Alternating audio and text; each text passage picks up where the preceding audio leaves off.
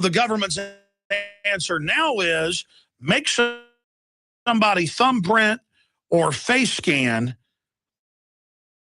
to be able to even get online. And you notice almost all the new laptops coming out, almost all the new boards have the thumbprint on them. Microsoft, what was it, 4 years ago, had built into their new operating system a internet ID by thumbprint. It's there waiting. The IRS is going to hold your passcodes and is going to look at and watch everything you buy, sell, and do. And we're going to have your health records there. And every other federal agency is going to have access, along with trusted major institutions. I mean, America, if they can stick their hands down your pants and put you in a radiation baker, why shouldn't you have to get a government ID to be able to log into your computer or anything?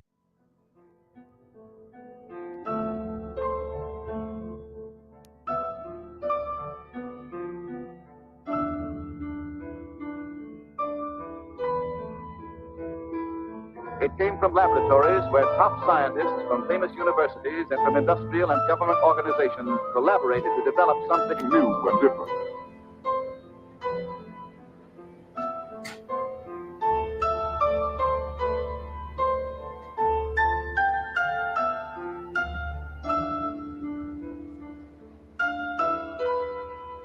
This diabolical weapon of modern science saved millions of humans, but killed billions of insects.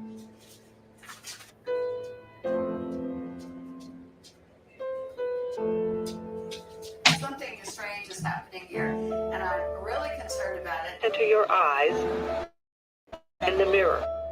Press both thumbs on that black pad. An iris scan or fingerprint to verify a passenger's identity. Right now, it's very convenient to have a COVID passport always accessible on your implant. Microchips implanted in your hand as an alternate payment. Could this be the future? Maybe.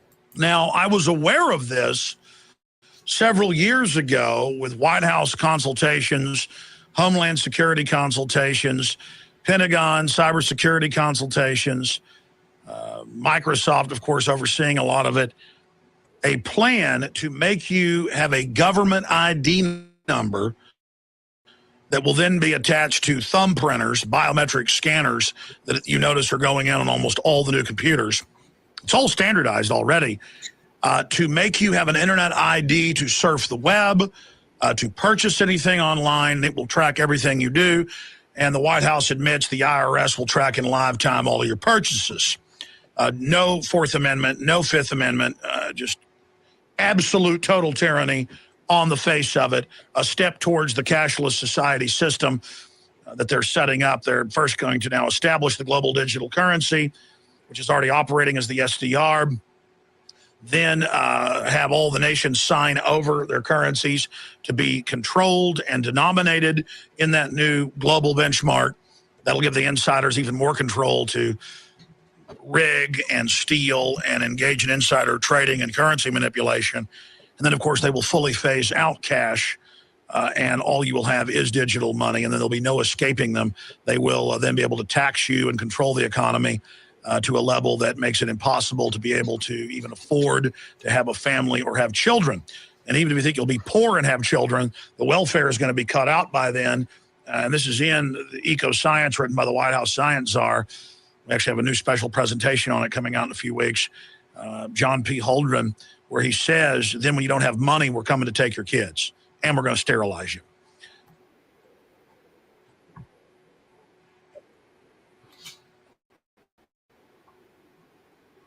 Hello, sorry. I'm just having a hard time with this video. Look, that's too close. That's too close. Hopefully the video, can you guys still hear? I can't get it to fucking stop. What happened to the... I don't hear it. We don't hear it. We don't hear it. You're fine. All right, cool. We don't hear it. Sorry, a little technical. Yeah. Ooh, but you put that layout a little too close to my face. Hello, old man Barker. Hello, Jacqueline. Hello, Sean. Hello, Mastermind Hour. Todd Schmidt.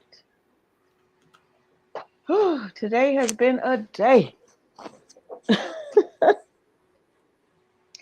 So, yeah. Today has How was been your a day there? What happened? Well, the whole week has been a week for me. I've been entertaining folks for my mom. You know, trying to make sure she's living her best life. She ain't going back and forth with you, nigga. Living her best life. Smile, bitch. Come on. Y'all know that song, right? Some of you do. Sorry. But today, oh, you don't know that song? Hmm. I'm gonna have Maybe, to send but it to you, probably. Michael. I'm gonna have to send it to you. It's with Lil Duval, Snoop Dogg. Never mind. I'll send it to you. We can't play it here because we'll get a strike. It's but fun, crap we live in with this wonderful digital world where you can't even share anything. So, right. How are we so digital and we can't share? Like what's one the of us is point of not all? like the Like rest of us. it's supposed to be inclusive, I thought, right? Like, or apparently not. But Hmm. Oh, I'm about to move you. that's all the WEF talking points as far as their Great Reset stuff. They're trying to say, well, we're making this to make society like more inclusive. With the big push that they have for the global South and stuff is those people without IDs, with the stateless people without citizenship. We need to bank these people. We need to bring them, to integrate them into society, right? And by doing that, they want to enslave them, but they want to act like they're doing it out of goodwill. That's the catch, right? They Yeah. act like they're really trying to help these people, but what you're trying to do is bring more slave wages to the country, and we're not dumb. What did Kendrick Lamar say? Hey Drake, we're not slow. We're not slow. Some people are. Yeah, well, it does work, right? Like the thing about statelessness, a lot of nationalists feel that it's important that everyone gets access to the rights of citizenship, and in order to do that, you need to kind of encourage people to embrace nationalism in and of itself. So if there's some kind of indigenous tribe in some jungle somewhere who doesn't really even care to identify as what nation they apparently belong in, or are found within the borders of, then you have to convince them that this is part of the social construct that they have to embrace, in order to improve themselves, Mm-hmm. Jacqueline said it best. They're acting like they're doing it out of the goodness of their hearts, but they have no heart. So I kind of wanted. I said, "Hey Drake, we're not slow," but I want to show you some slow people, real quick. This is kind of off topic, but I thought this was very interesting. I got to start it over because it's Facebook. What's your spray? Trump or Kamala Harris? Oh, God, it's Kamala, definitely. What's your favorite thing Kamala's done in the last 4 years? Honestly? Yeah. Actually, don't use this. Oh, Kamala. Kamala Harris. Yeah, Kamala. Kamala, why? Well, she's honestly, Okay, well, I'm not gonna lie, I'm not super knowledgeable, so I can't really speak too much on it. Ooh-wee. I've been doing my research lately, so I ain't 100% yet. But so he I bought can't a shirt. yet. But he bought a shirt. Trump or Kamala Harris? So yeah. A little off topic for our conversation today, but I just saw that today and I thought it was so interesting. If you cannot articulate why you're voting for someone, then why are you voting for someone? Right. As far as our topic of digital IDs and the people who like to consider themselves aware or awoke about the excuse me, the WEF conspiracy, the Great Reset stuff, all kinds of right-wing and left-wing people are kind of like, oh, I see what's going on here. I'm not having any part of that, whatever, the bodily autonomy people, whatever, not in me today. And then you got to look at if you're going to go be that kind of person and support Kamala Harris or Trump, you have to ask, do they support digital IDs? I didn't actually grab any receipt as to whether or not Kamala Harris supports digital IDs. But I feel like that's not even something you need to look into. I feel it's quite 99% sure that she is a supporter of the digital ID stuff. Oh, for sure, because I mean that's where they're trying to like move ahead towards, like the New World Order, Yeah. control us in every aspect of our lives. And for communists, I think this is a bit of a like a sensitive subject, something that we should not take lightly. We want to be analyzing this situation closely. When it comes to a digital ID conspiracy about like totalitarian control, surveillance state, very fascist. Okay, but then we also see that these digital IDs are being rolled out in China as well as Russia. All these places that people love to be standing for these days. So, or simping, whatever word you prefer. So, I like simping. China has this social digital ID. Like they like ding you for social points based on right. your behavior. I Yeah. was like, wow. I Yeah. mean, That's where I was. One of the things I was going to get into. That's what they're looking into, as far as stuff like two-factor authentication is not good enough. And what do they do to improve that? Well, they need behavior analytics. They need to social engineer people into being better behaved security models. You know. so should I play like this really quick video just to get you set up so you can share what you have about these digital IDs in Kenya? Are you starting in Kenya? Where are you Yeah, starting? I was going to start there. Yeah, that's Okay. where you sent me that article to kind of kick this whole thing off. So I think that's a good place to start. I actually got led down a nice little rabbit hole into You the always Adani do. group. Yeah. You always do. Okay, Yeah. so I'm gonna play this really quickly just to like set the tone.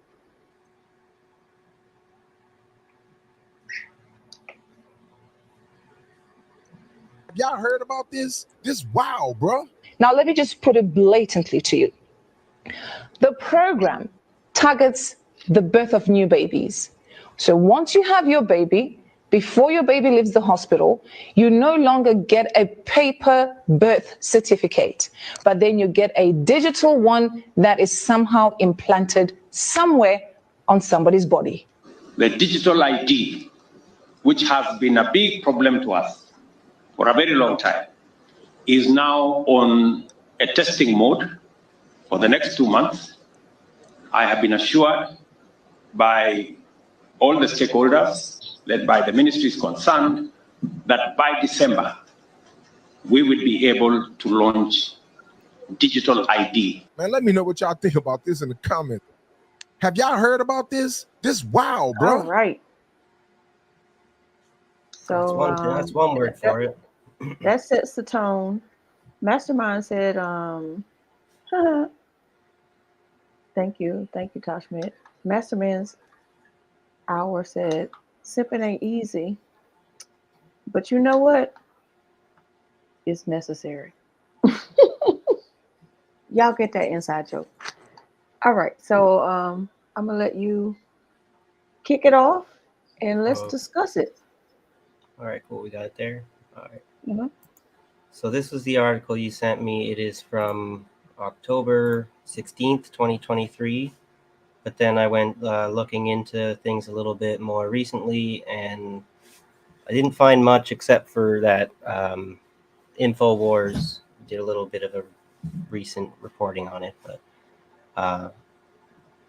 but there's an interesting story about a airport union going on strike because of an Indian company that wants to take over the airport. And it's kind of connected to this sort of stuff, but we'll have to get into it to kind of connect the dots. So here we get going. So Kenya's digital ID boosted by Gates Foundation, but government struggles to convince citizens.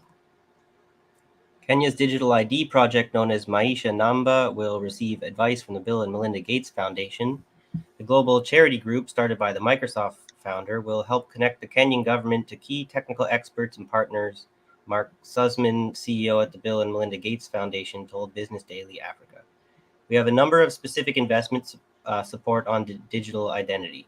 We actually provide it to broader platforms, Sussman said on the sidelines of the World Bank and International Monetary Fund meetings in Marrakesh, Morocco. Maisha Namba is a unique personal identification number assigned to every Kenyan citizen. The number is assigned to the Maisha card as a digital identity credential. The country has been preparing for the US $6.8 million launch of the biometric digital ID system for the past several months, which, by the way, that just seems like a very low number for something as big as this is supposed to be. So, at the beginning of October, however, Kenyan authorities postponed its launch due to unfavorable circumstances. Not exactly having the support of the people you're trying to force it onto might be unfavorable. But yeah. A little bit. The project has been met with skepticism in some parts of the country. Residents of the eastern Kenyan city of Garissa say that they are not ready for the Maisha Namba rollout due to poor infrastructure and network availability. It's like, we're not going to fix your poverty, and we're going to expect that there's not going to be any problems from leaving you in all of that poverty and trying to connect some surveillance to you. Like, it's like a inventor's paradox is a fun thing that comes to mind, right? You solve basically experimenting on these people. So say it again for the people in the back. But what I'm saying is, if they'd solve the problem of poverty, they would make their connectivity issues for their mass surveillance system much easier. But because they don't want to do that, they want to shoot themselves in the foot. So good for you. So residents also claim that the local nomadic culture would make it difficult for them to use the digital ID system and have asked the government to reconsider the launch, Kenyan newspaper The Star reports. So that's where I'm saying about social engineering and behavioral manipulation. So you have a local nomadic culture that doesn't really have any need, never has had any need for a digital ID system, but you have to push it on them. So you got to get them to change all of their ways of life. For what? For ultimately a failed system, if you get into like the history of this sort of thing, because this has been like the digital aspect of it is the new part, but for the most part, authoritarian regimes have been trying to force ID cards onto people so that they can track everybody and everything. And there's been disastrous consequences, and it's just been utterly like inefficient, right? A huge waste of money, and they can't even do what they're trying to do, which is like the genocide stuff. They think that they can do this dystopic future, but every time they try, they make a fool out of everybody. And it's just like everybody just suffers for no apparent reasons, because people would rather dream of a dystopia than a utopia and take a shit on utopic people. Yes, like being idealistic is not good, because then you get with your nose so high up in the sky that you trip over stuff. But then acting like you can't make the world any better, like it will never change when it's changing every day, that's just toxic cynicism. So I wanted to acknowledge our comrade Jacqueline. She says that she didn't know what they mean by digital ID. She thought it was like a ID on your phone or something, like maybe like Apple Pay or something like that. So I mean, that's why we're here every week to learn from each other and talk to each other and make sure we are up on game. I gotta get you up on game. Rondo says any white man going to Africa wanting to count how many people there are should be looked upon as sus. Yeah. hell yeah. But this digital ID, Michael, it makes me think of a few things, and I'm gonna let you get back to the article. I just had two thoughts. One was imagining if we could just imagine what this is going to do to people in the future. Just look at the truckers who were going on strike and how they froze their assets. So imagine having a digital ID in your body, and we don't know what kind of software updates are going to happen to those digital IDs in your body. Yeah. Like they will have complete control over you. Well, I don't know if we had reported it on it or not, but I had heard like a month or two back, there advancing technology in South Korea to be able to like mind control with magnetic fields and electrical signals. If they can implant, they don't need the electrodes with the wires in your brain anymore. They can implant these things where they can control the electrodes with a receiver kind of thing. And so they are experimenting with mice on being able to actually make the mice do what they want with a controller kind of shit, wherever. Like, and that's designed to be eventually made for human beings.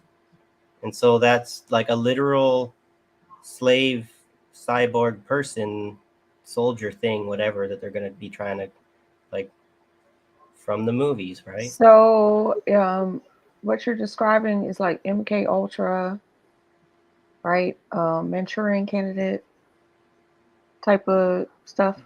That's very far in. Well, the problem is it's always far off in the future. It's never really possible just yet. What we really need to be concerned about more than that first is this surveillance through all of the biometric data that they can pick up from people, like advertisements, like online activity, social media, whatever. Just walking through a highly active smart city or like a mall with all this data, Wi-Fi stuff that can read your smart devices on your body that you haven't even implanted into your body.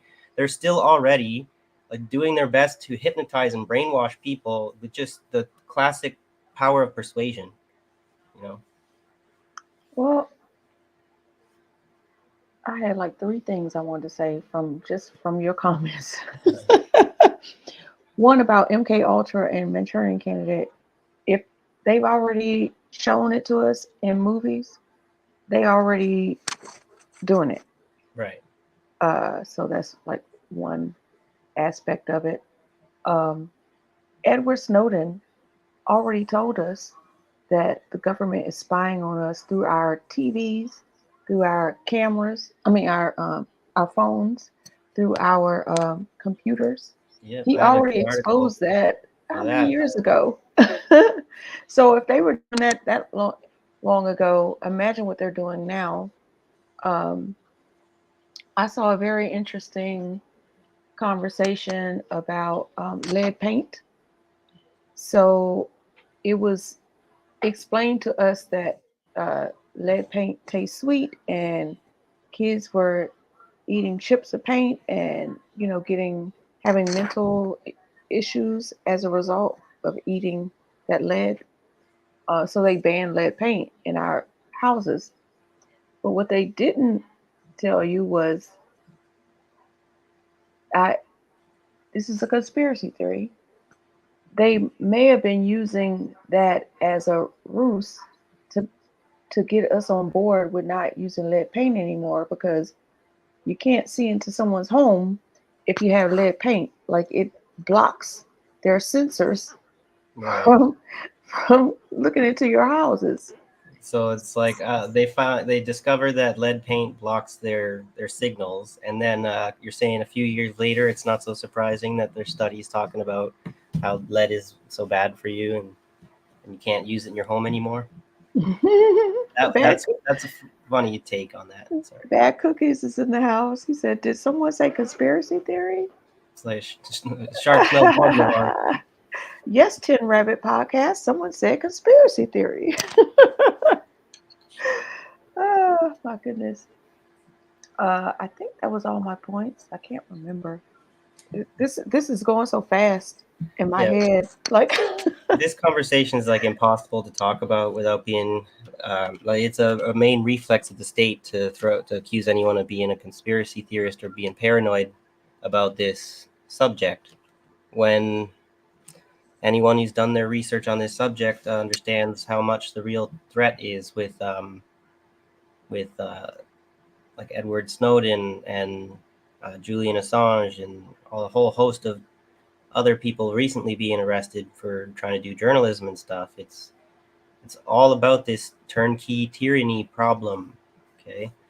which is what we were talking about on the Tin Rabbit Podcast, and I'm so like curious that we didn't even mention Edward Snowden, because he was the one that got away. Yeah. Thank God. curious about what he's up to now. I'm sure he's got an interesting perspective on what's been happening lately. He has a he's on X. Yeah. He I've has, just been so many people to follow. yeah, it's a lot. Yeah. Rondo says he doesn't even use Windows. Yeah. Well, he's the kind of person who knows all the stuff, how to handle yourself in this environment, this digital environment, like none of us actually do. But this is the part of the major complaint that I have is everyone likes to love technology, but what small section of the population actually understands what's taking place? And then the rest of us are going to have to kind of take these tech experts' words for it that they can keep us safe, and then there's those ones that are telling us in plain terms that they can't. And I can trust them, but I also know that this is a train moving so fast that nobody's going to be able to slow it down. They're trying to accelerate it into this singularity kind of idea, and it's very strange to understand why, because like from the profit motive angle, it doesn't really make any sense.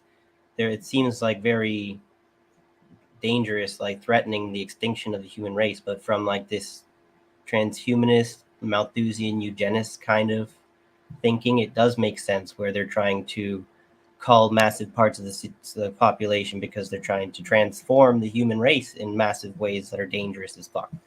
But so, do you remember that CEO Sam Altman? He like went before Congress to urge lawmakers ahead of time to regulate artificial intelligence. He's like, I'm telling you, this shit is going to get really weird, really fast. yeah, Y'all need to do something now. The people who do you are remember that? Still bootlickers who are trying to save the system are telling the system that it's about to destroy itself by trying to do something like this AI, which is, and then everyone has their opinion. Oh, AI is like a big, like dud, whatever. It's a nothing burger, like. But then, how much do they keep secret from the public that we're not really allowed to know? Like, I feel like you can easily portray AI as being a failed experiment when the public is getting more demanding more and more transparency on the topic lately. It's a little interesting. Yeah. Do you mind if I show a short clip? Yeah, go for it. Of the CEO. Let's see if I can share this. I'm not sure if this is the right clip, but That's another good point, Bad Cookies, that Elon Musk came out and said that the wealthy elite and not common people need to start regulating AI so that it only benefits them. They may have created something that's going to slip out of their hands that they can't get back. Let's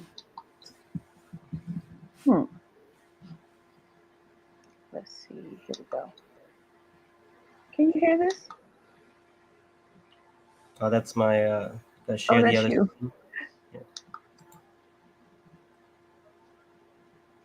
Let me start this over. All right, can't hear it. You can't. It hadn't started yet. I still hear no sound, so I'm not sure if anyone in the chat can hear anything. You hear it now? Do you hear it No. now? No. Okay. Okay, my bad, y'all. Well, we can see that the video is not muted, so I'm not sure what it is. I don't know. Sometimes this platform is, let's see. All right. It just likes to glitch sometimes, it seems like. Sometimes, yeah.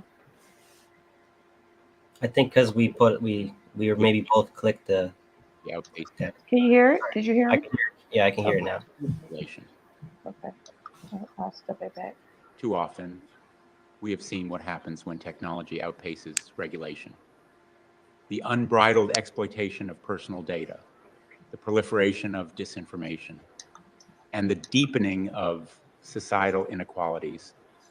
We have seen how algorithmic biases can perpetuate discrimination and prejudice, and how the lack of transparency can undermine public trust. This is not the future we want. If you were listening from home, you might have thought that voice was mine and the words from me, but in fact, that voice was not mine. The words were not mine. And the audio was an AI voice cloning software trained on my floor speeches.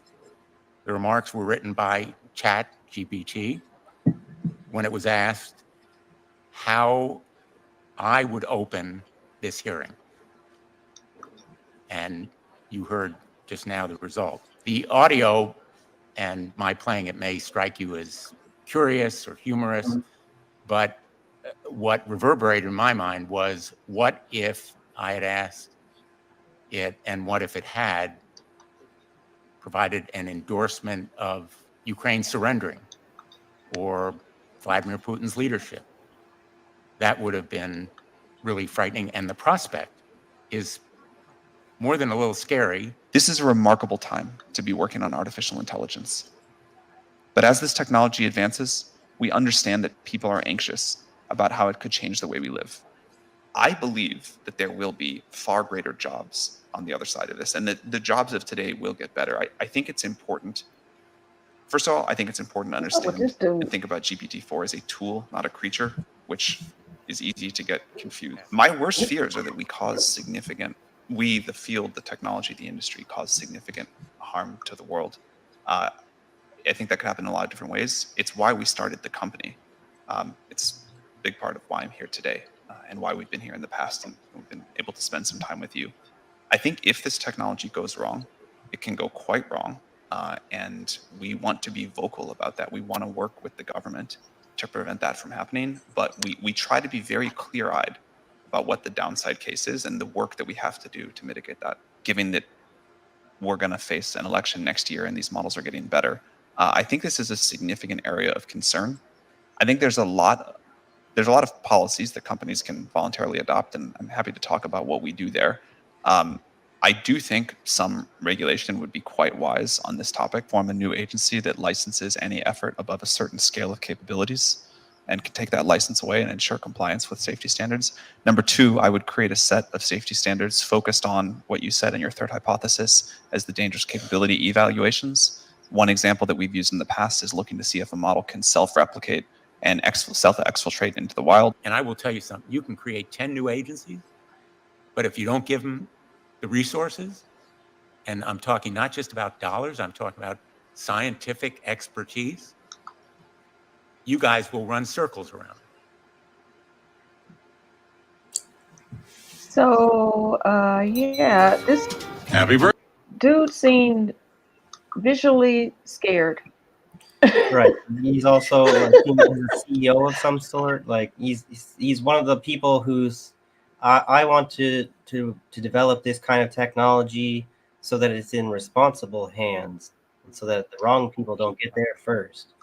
And it's the same kind of, I don't do it, someone else will fallacy. Yeah. So you'll know his name is Sam Altman. He is the CEO of OpenAI.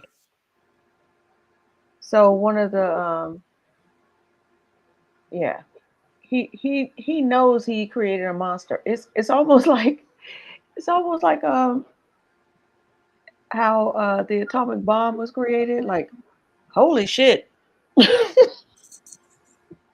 It's like before I messed up. I messed up. You can be proud of what you did until it's used on people, and then you're like your mind is broken. Like you can't really, unless you either become psychopathic and you're just like, well, I guess it doesn't matter that all those people died because of what I made, or you become like, oh my God, I'm evil because look at what I just did. Like, so I think people have to have a mental break when that happens. Hi, Bryce. Welcome, welcome, welcome. Good to see you guys. Yep. The fam is in the house. So I'm not sure about this one. So Jacqueline says I'm sorry. Let me start over. Automated response is AI, isn't it? In which case, hated it. I think yes and no. I think there was the earlier kind of automated response wasn't exactly. It could just be a closed circuit kind of program to ask for you to hit a button, and then like a pre-programmed recording. Yeah, automated response is more of frequently asked questions. They anticipate frequently asked questions and write a response to it. So that would be like when you're in the chat, like you go to a website and they have like that avatar that's chatting with you. That's automated response. AI is like self-learning. Automated response is also like when I like a really old-fashioned version. When I go to the laundromat, if I want to exchange a toonie for 2 loonies, I can put it into the machine and it'll spit out the other it'll automatically respond with the exchange value of what I exchanged, basically. So, but modern technology now is getting rid of all of those old systems that are not connected to some internet web, and they're forcing all automated responses to have some kind of digital feedback of a fingerprint of a transaction to record information that did not need to be recorded. Because there's like, if reality is, some people believe that all reality is information. So if you think of it on those terms, that line of thought, which I think is not dialectical, not Marxist or materialist or whatever, but if you believe that reality is information, you'd understand how much information you think is available to your fingertips for manipulation now. Like every single thing in existence can be monetized through its informational value. This is the thing that is funny about people shitting on podcasters for what they do as valueless. When information is considered the new gold, that's a nice, funny expression that was being used like a decade ago. That's kind of, I don't hear anyone saying anymore. It's like it's the new oil. It's the new more. It's intellectual property. Yeah. And speaking of information, thank you, Bad Cookies, for explaining this. I dated myself again. Hated It is a reference from In Living Color, from a skit from Gay Critics. They'd give it 2 snaps and a thumbs up.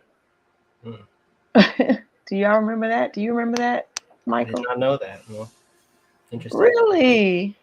Oh, that's interesting. Well, I mean, culturally, you're from Canada, eh? So it might have, you might have missed that. I'll have to send it to you. I don't know if I could show it on here. We might get a hit for it. Yeah, I didn't realize that. Maybe you guys don't even know what a toonie is. But wait, what's a toonie? Toonie is a $2 coin. Loonie is a $1 coin. Oh, no, I didn't know what that was. Yeah, I mean, I've been in Europe and I know they have $5 coins. Yeah, that's weird. Yeah, I'm like, this is $5. This is smaller than a quarter.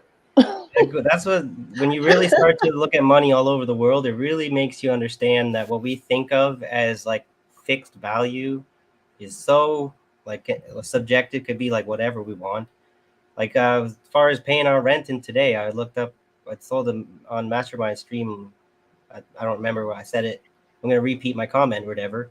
In 1930s, rent was 7,600% less than it is now.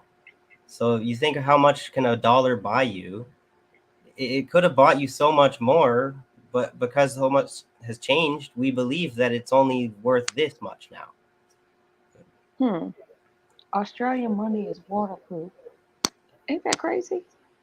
I mean, it's not crazy. I feel like Canadian is waterproof too. It looks like, but I'm not sure. Feels like. Shoot, ours, you can rip it, ball it up, throw it. But the money itself is that, like, they're going to be able to put the digital currency, whatever. It's interesting that they want to make the only purely transactional online or whatever. But they're going to, I think, phase out the cash currency by making the physical cash like digital. Like you can implant the tracker in your body. You can implant the tracker on the physical paper bill now. Just so So you if know. you phase out cash on hand, that means the government knows everything about you. You can't even put money in a safe for, when the shit goes down and you need some cash to get to stepping. You're Yeah. not even gonna be able to do that. They control every aspect of your life at that point. Well, the hard So part that's though, scary. yeah, but the issue is when people have this, they maybe have a point with when technology gets developed to a certain point, you can't put the genie back in the bottle. So you may decide to stop, to not use the new understanding that we have discovered, but just because you decide not to develop those skills, they're available now to the human psyche or whatever. Now that we can't unsee what we've seen. So as much as I'd love people to be more responsible with this technology, it is kind of like evolution is at play. It's not just what human beings are going to decide to do with it. It's going to get away from us, I think. So Michael, old man Barker says, what could go wrong? Yeah. When the government takes control of your entire life, what could go wrong? Hopefully, the government will have overreached and they will have destroyed themselves with their ambition. That would be my best case scenario. Jacqueline says, well, the UK is going to have to go to the expense of changing its currency thanks to the death of the last monarch a couple of years ago. A very inefficient system. And how long will Charlie last? Well, Yes. and Jacqueline, can India and Africa get their diamonds back? since she's gone, Yeah. can we get our shit back? Well, Canada's going to need to change our money too. We got the Queen on our $20 bill. I don't have one in my pocket today to show you. But Canada has the UK Queen yeah, on your $20. we have always. Ever since I've been That's since before I was born. diabolical. Yeah. And Wow. then so now for me, the death of the Queen is an opportunity for a conversation about monetary reform in Canada as far as when we implement the next generation of bills with instead of putting the king's face on our money, we can choose not to do that, to assert our own sovereignty. But is that what our government's going to do? No, they're going to take the opportunity to double down on their obscene loyalty to that old-fashioned, unnecessary, obsolete system of monarchy. And you know what's crazy? Black people have been trying to get Harriet Tubman on the $20 bill for decades now. And they ain't gonna never let it happen. Meanwhile, you They got did the get rid of the Queen on penny. your $20 bill. I don't know about you guys. I don't know if the Americans have got rid of their penny, but we got rid of our penny. No, we still have the penny, and I don't know how true this is, but so all of our coins are silver. The penny is copper, so they made it brown, and all of the presidents are facing like one direction, but on the penny is Abraham Lincoln, and he's facing the other direction, and it's because he freed the slaves, and technically he was black. Technically he was black. I didn't know that. That's a funny little Lincoln We've trivia. had about 5 black presidents. They were all like white passing, but we have had black presidents before Obama. Well, as far as People don't know Lincoln, that. since we're on the topic of Lincoln, whatever, Richard Wolff recently did a Labor Day episode, and in it he had mentioned that Abraham Lincoln, one of the reasons maybe that his assassination was deemed necessary is that he had actually made a statement that explicitly acknowledged that labor is more important, more valuable than capital. He's in no uncertain terms, he made it very clear that capital derives its value from labor and not the other way around. That is like a socialist. You may like that's as socialist as it gets, basically, right? So that's a cancelable offense back in the day, and still today. Yes. Bryce says, I can't bring myself to call someone king. The fuck I look like. For real. Like, what makes you so amazing? Yeah, I still, and Queen, there are king, people princess. Girl, get out my face. like we can mock the people who protect the capitalist system as workers who are not capitalists, and yet they'll simp for the system anyway. I feel like a monarchist is even worse, where you're not only simping for capitalism, but you're even simping for the feudalism that came before capitalism, that the monarchy still is a vestige of. So, but I guess I come across as if you're the aggressive one who's on the attack, you're naturally the asshole, I guess. And it's kind of crazy because like the part that they don't want to say out loud is they were over there uh like mingling amongst family to keep it in the family. That's why they look so funny. Yeah. How you gonna be a queen and a king and y'all look slow? Yeah, that's one of the one of the main things that disproves the thesis or whatever. If there was any theory to monarchy, if they ever actually could argue in any kind of empirical way, like that the bloodline actually reinforces their power, or whatever. But the more they concentrate it, the weaker they become genetically. So that very much is a huge hint to the world that that's the last system you want to be adopting. You want the opposite of that kind of a thing for genetic diversity. Yeah, Jacqueline, citrus are inbreeding. They actually do that here in. Oh, we're gonna have to talk about that on your show, Tosh Schmidt. They do that in Opelousas and Lafayette. Okay, it's light skin, very light skinned people. It's a colorism thing. They don't want to. They don't want their color to like. They take pride in being very close to white looking, so they just hunch on each other as not to make their skin get darker. You got to talk about that on your colorism episode. That'll be great. So I see Sean saying like he calls commoners king and queen. Like a lot of people do that. I see Kit Cabela does that too. He's the king. People refer to him as the king and stuff, and it's like a compliment, and it's not meant. Black people do that. None They of the call people each other kings and queens. None of the people who do that support monarchism, right? But then this is maybe like a deeper seated. It's like a cultural leftover, like in our psychology kind of thing, where in order to send a compliment, we still refer back to the that mind mentality. I see what you just did there. Yeah. Well, okay. Well, just like even though we're not misogynistic, in order to insult someone, we still refer back to the anti-feminist language with calling people a bitch kind of thing. We just don't know what else to replace it with because it doesn't seem to have enough power when you use something different, right? I don't know. Just speculating. No, that's a really good point. What you're saying, it's like we don't have anything to replace it, so we reuse the same oppressive language that we're used to, but we're trying to like flip it.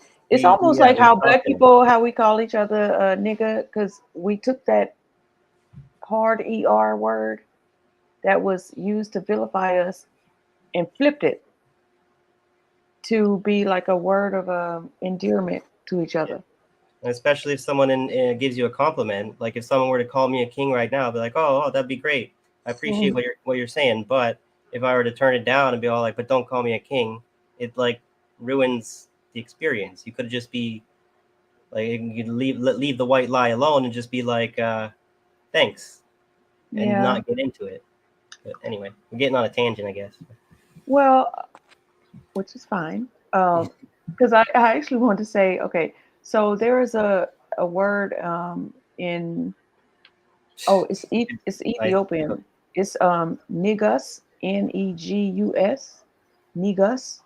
So in Ethiopian, it's used as to mean king, like a title for a sovereign man in Ethiopia. They were called kings. Nice. So I often wonder, did they take that word niggas and like switch it up to with the hard ER, and then we flipped it back with the A? You'd have to I talk don't to a know. Google linguist because like you could. Language is easy to you look at something and it seems like there's a clear path from A to B or like from one to the other, but then a lot of times it's just coincidence. It's like it evolved separately. That's too much coincidence. Yeah. Rondo says the actual etymology of the N word with a hard ER is niggas. So that's what I was just So saying. this is So what I'm saying. interesting. You got someone who's doing some actual philology there, like looking into the origin of the word. And if you don't know how to do that properly, you can kind of make assumptions. I just want to go back to this. Bryce said, hunching is wild. It's wild work.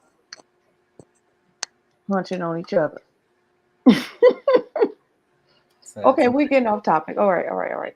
Oh yeah, because I'm gonna have to pick which articles are the most important to share. I could just share some headlines and stuff, but I'll get back to what I was reading, finish it off, and then I at least wanted to maybe get into this Adani stuff with India because they mentioned it a bit in the Infowars video at the beginning. How what people they rolled out this system in one of these provinces in India as far as like biometric ID required in order to access your welfare and stuff, and then a whole bunch of people were cut out of the system because of that. But then the people selling you the system are arguing, like they'll literally argue that they saved like $9 billion through fraud prevention. But what one person calls fraud prevention is another person saying you denied my eligibility rights, and because you called me a fraud. Like, so let me get back to this article here. So, not sure exactly what paragraph I'd left off at. Yeah, residents also claim that the local nomadic culture would make it difficult for them to use the digital ID system and have asked the government to reconsider the launch. Kenyan newspaper Star reports. The Kenya Kwanza government seems to have forgotten it promised to make the process of acquiring an ID card, birth certificate, and passports less tedious for our people, says rights activist Aiden Abdullahi. He claims that the government is backtracking on its promise to stop vetting people seeking identification cards, and that rogue government officials are seizing the opportunity to demand bribes in return for vetting. Shocking. Rights groups have also been expressing concern over the possibility of discrimination and the erosion of privacy. Of course. The organizations argue that the government is repeating the mistakes of Kenya's previous ID system, Huduma Namba, which was declared unconstitutional by the country's High Court in October 2021 for conflicting with its Data Protection Act. The Kenyan government has attempted to reassure citizens of its commitment to the inclusion and protection of data privacy. So your lying, abusive husband has attempted to reassure you of his commitment to the relationship and to their promises of doing better in the future, right? So, speaking at Forum in the Wanjohi in the central Kenyan Nyandarua County on Monday, government officials, including Deputy County Commissioner Rukia Chitechi, noted that the country's national registration and identity system is lagging behind other countries, putting Kenya at risk of non-compliance with international enforcement agency standards.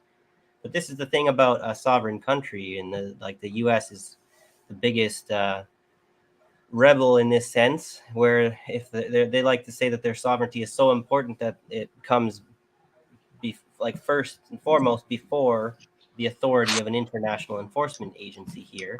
So the thing about making your country in compliance with the international enforcement regime of the UN when it's doing a great reset thing is your country ultimately sovereign or not?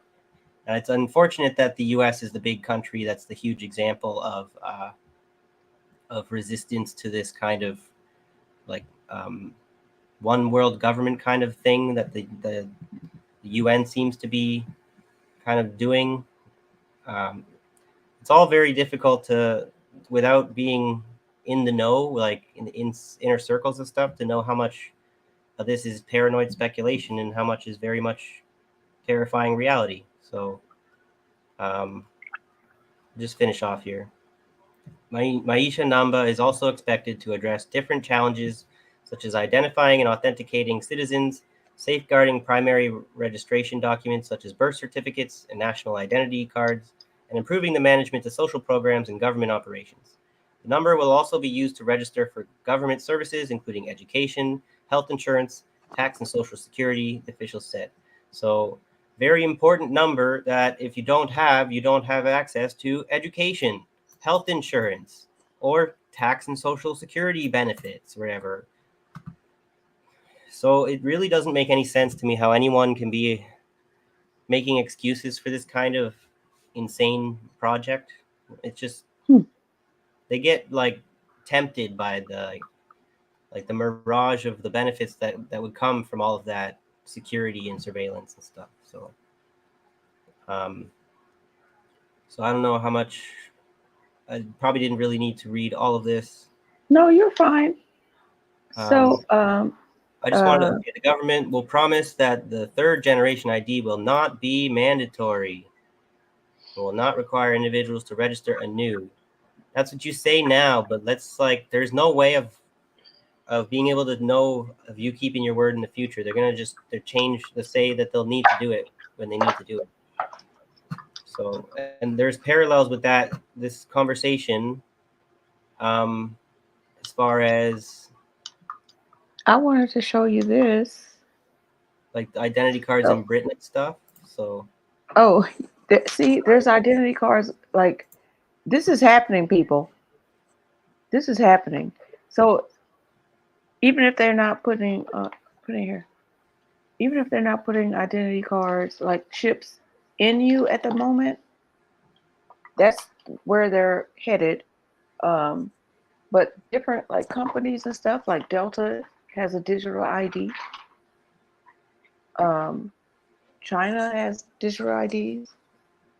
India has digital IDs. Like, and it's convenient. Whether you want it or not, it's coming. It's coming, folks.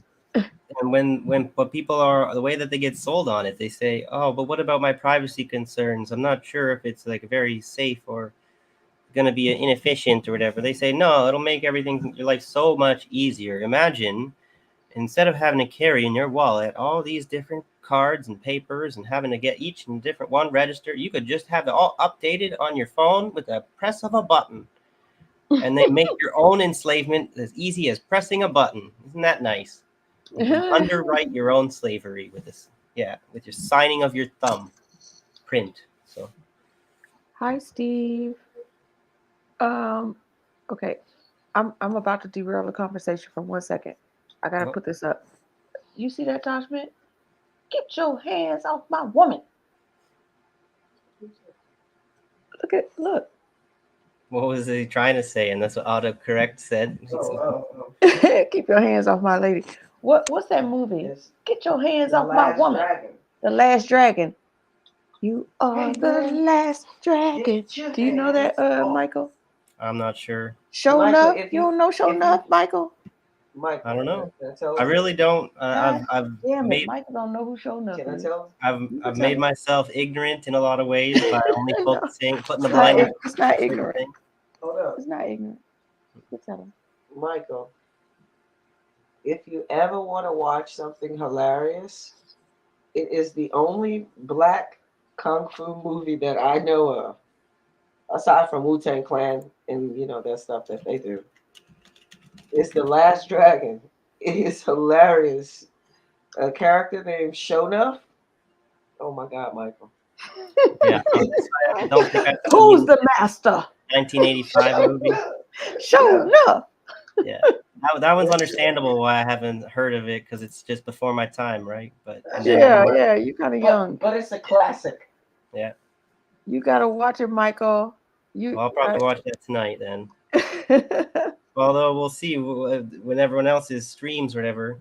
I'm really like my time slots are all full now. I have too much to watch. Bryce, you late to the party. That's what we've been talking about. He said, I heard Kenya is doing the babies by implanting digital IDs there through Bill Gates. That's what we talked about. Yeah, if you wanted to go, if you got time to go back to the beginning after it's over, I understand. If not, that's what kicked off this conversation. And That's what kicked off the combo. yeah. So I was saying I wanted to kind of demonstrate how. I hope that I got the While you pulling that up, I forgot the lead actress was Apollonia 6 with her fine ass. Wasn't that Prince Girl? Wait, That was Prince Girl, wasn't it? that's right. Hey, can't nobody pull a Apollonia but a Prince.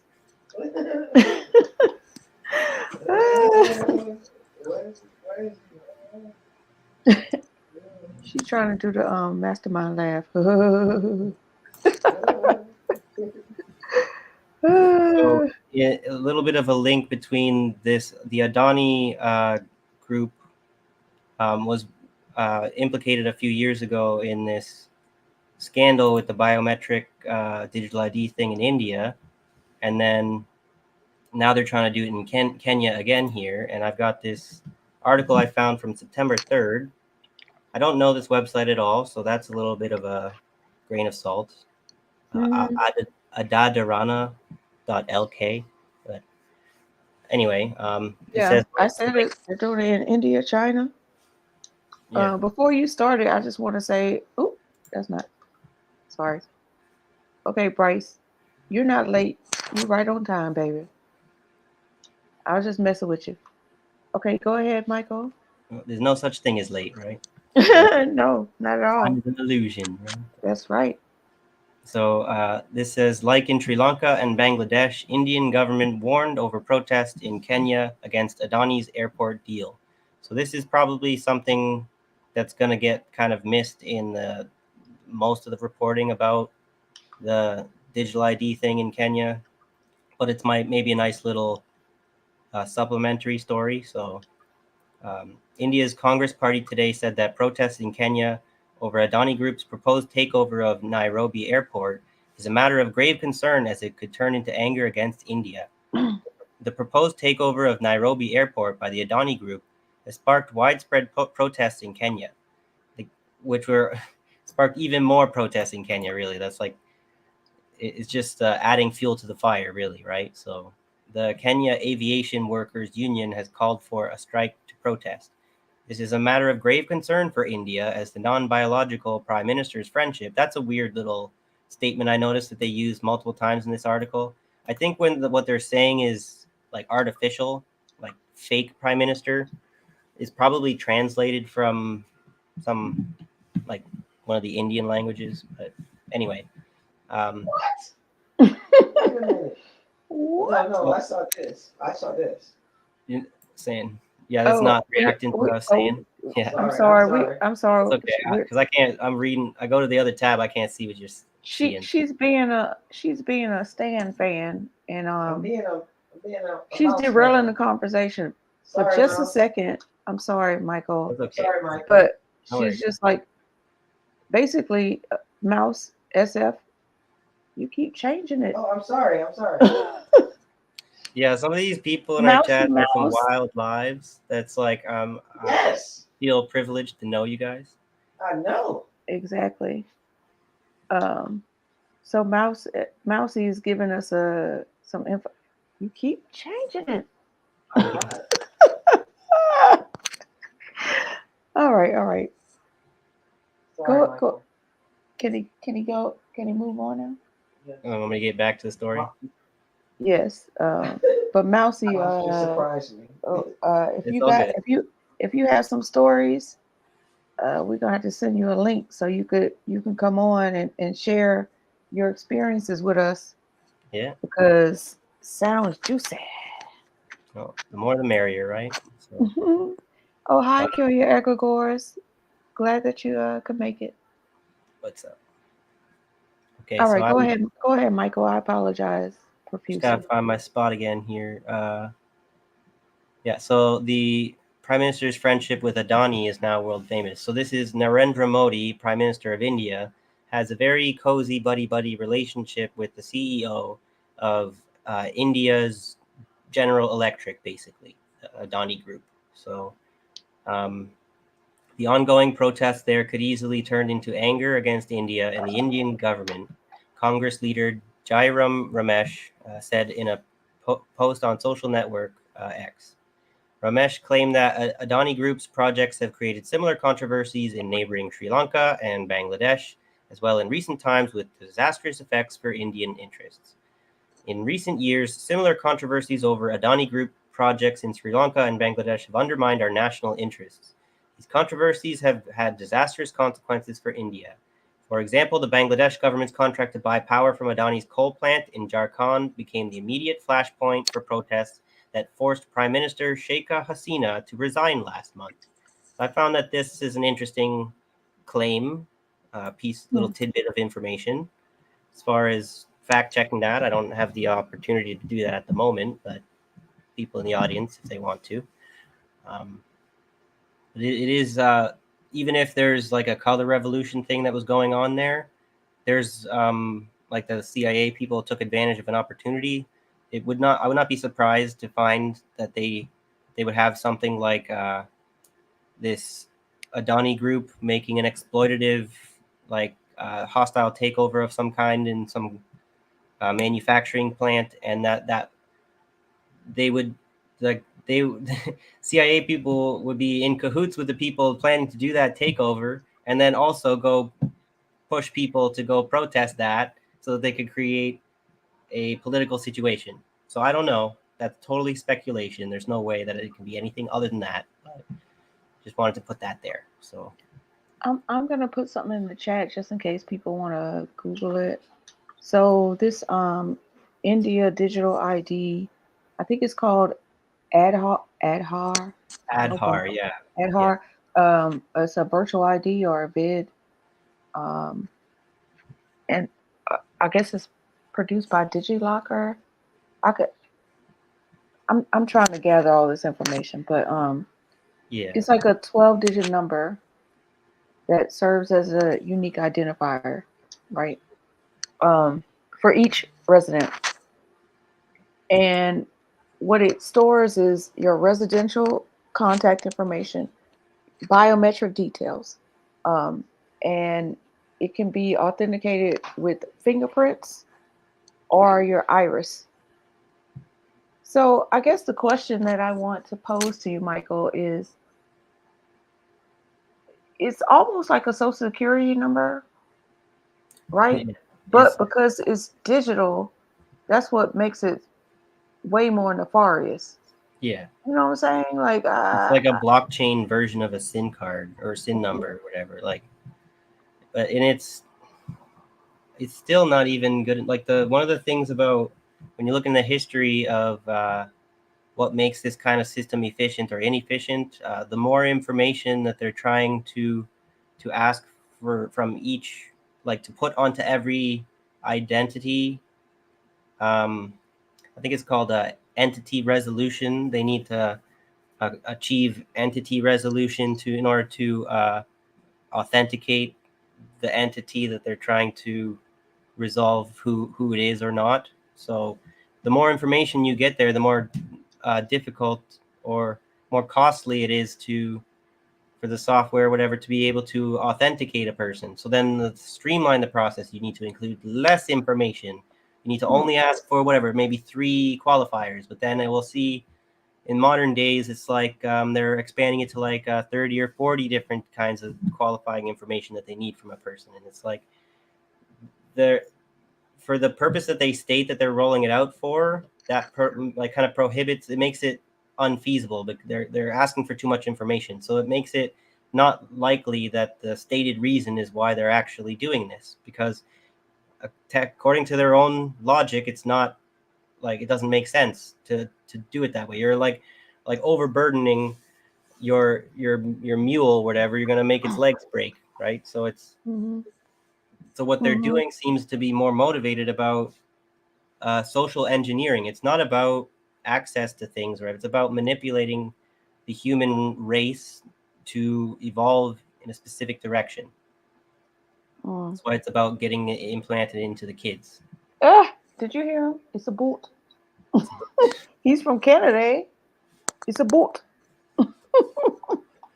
I just wonder, Steve says, well, this channel is still very small, but the chat is cool and high quality. Thank you very much for that compliment, Steve. We are very small. We did not start during the pandemic like most other channels, so we are trying to hit the ground running. Yeah, well, And, I'm not we- too. I'm also a little too shy. I'm not trying as hard as others. Maybe, like Yeah, you yeah. can see how some I people don't are share. really embrace that profilicity stuff. I don't tell my friends about me podcasting. They don't even know that I podcast because I figure, if you want to, I want people to find it on their own, which is probably kind of crazy. I probably should. We're gonna have to start Tell marketing people. Probably should market better. because we're being shadow banned and censored. People won't be able to find it, and like that's what's frustrating. Is we don't want to. This is part of the social engineering. We in a natural way. We want people to naturally choose whether to engage with our content or not, but they're trying to engineer it so that that's not really possible anymore. So.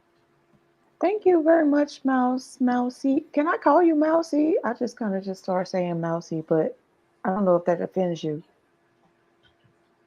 He says, you guys are doing great. That's why so many good folks are here. That is so sweet. Appreciate And Mousy, if I can call you Mousy. Hey, Fiddleford's catalog. Oh, There's another Canadian commie. You're new in the building? No, they've been here before. Yeah, a few times. I remember, yes. Okay. Well, it's good to see you. Solidarity, comrade. Mousy, would you mind messaging me on X? And maybe we can have you on Civilian Discourse so you can give us like stories. Don't tell all Prince business. Just, some fun stories or whatever. Your experience. I was trying to get him on. But Oh, you want? Never mind. he can come on all of our shows. Todd Smith wants you on the Black. No, but he can come on all of Athletes them. of Politics. But anyway, just message, and we'll have you on if you are okay with coming on. You don't have to show your face.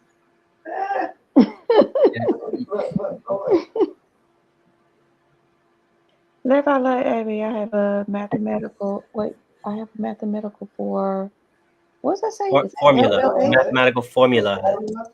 Oh, formula. Okay, thank you. That determines how long you know me before you start calling me Mousy.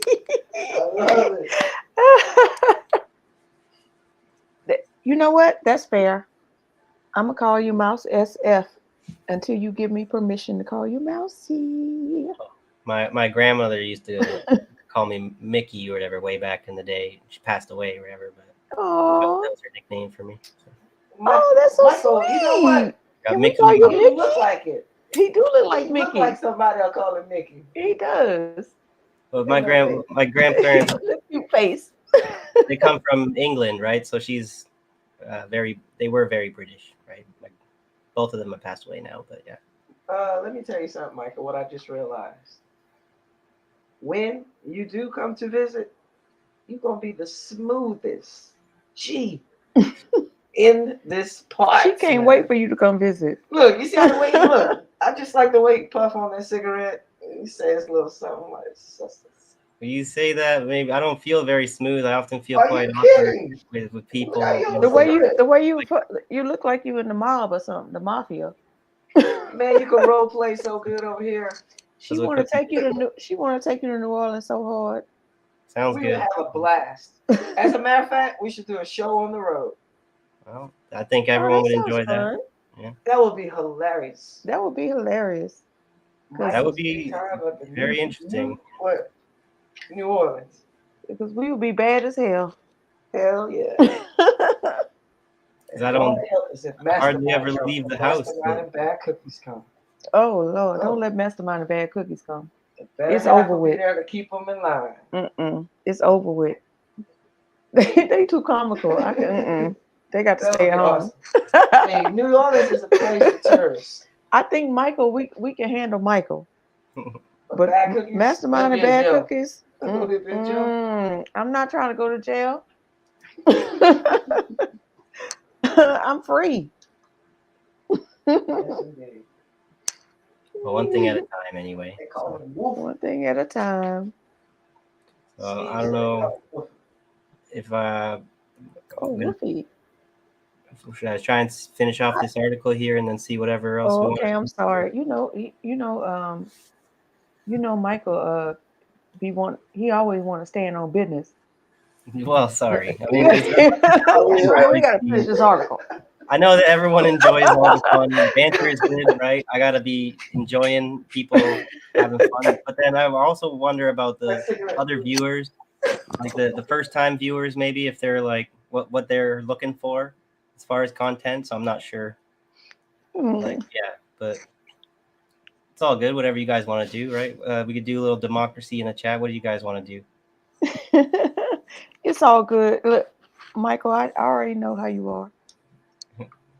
Especially It's if I got all good. like, if I get halfway into an article, I'm like, oh, people they're gonna miss the punchline. You got to get to the end, right? Like, yeah. Okay, Mickey.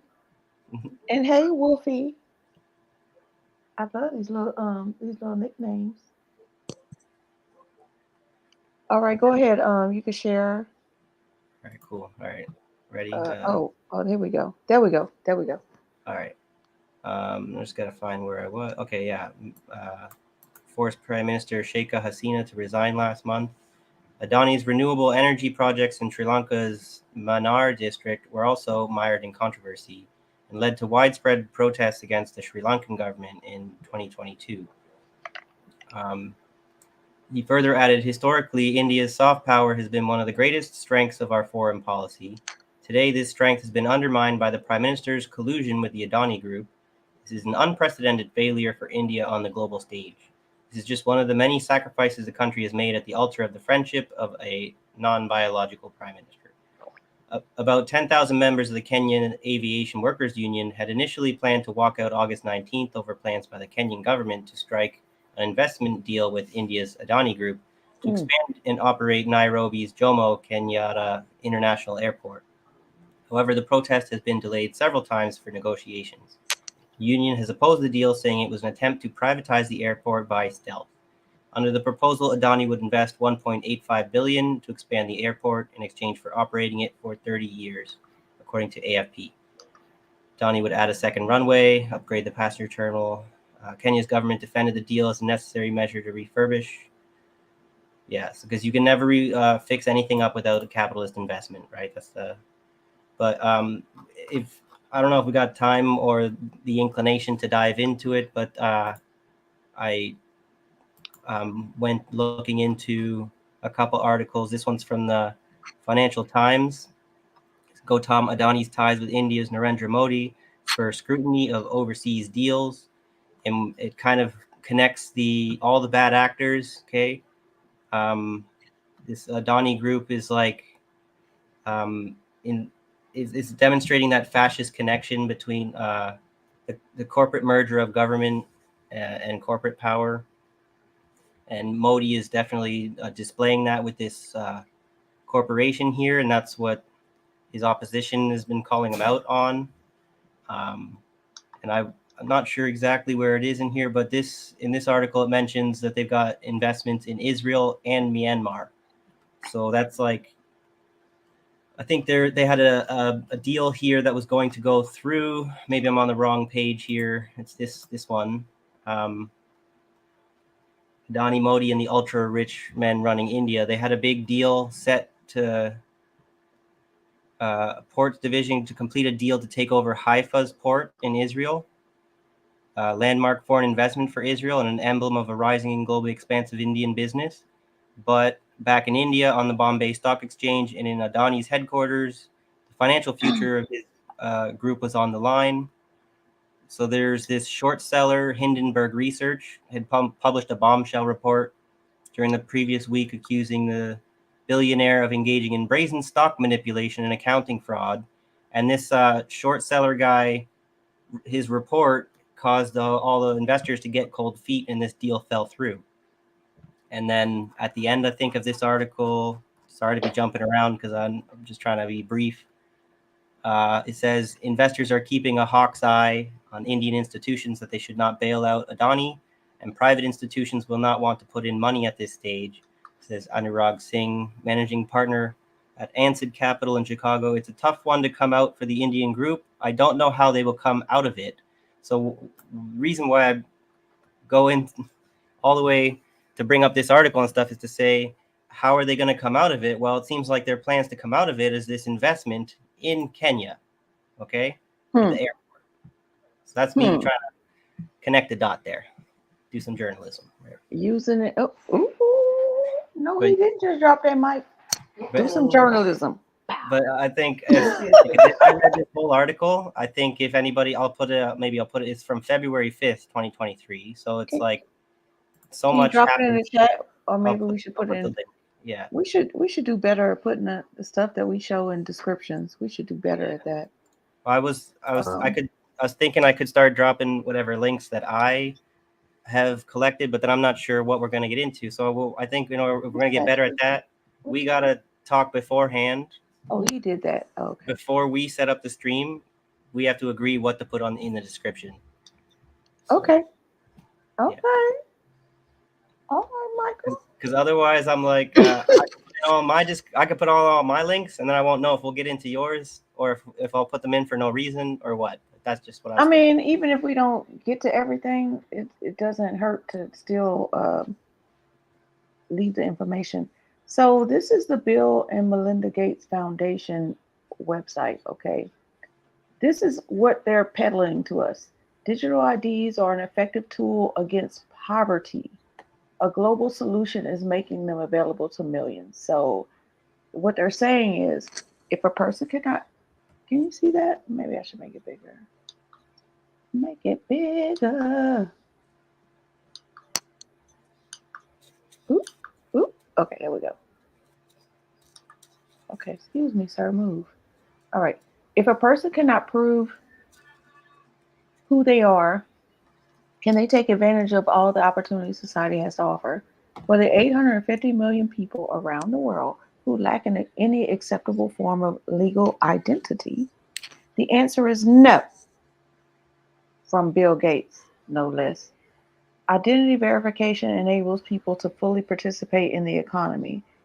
So basically, capitalism, they're trying to push capitalism onto everyone in society is basically what this is. And that makes it all about the individual, doesn't it? Right? Like you can't have a collective mindset when you have to identify as an individual by law in order to have access to material stuff. Sorry to interrupt. No, you're fine. You're fine. It eases access to employment and education, as well as services such as banking, government programs, and healthcare. So they're telling you that you need to be dependent on us for your money, banking, government programs. Okay, well, if it was true socialism, that wouldn't be a problem, but it's not. And then your healthcare, your whole health is in their hands. People living in low and middle income countries are more likely to go without personal details. More than half of those without proof of identity are children whose births are not registered. 1 in 2 women in low income countries do not have ID. Well, when we were enslaved, we didn't have ID. We weren't registered. And somehow we still managed to survive. So I don't think this is such a big deal. Even among those whose identity, my apologies, can be verified, many lack documentation that is suited to the digital age.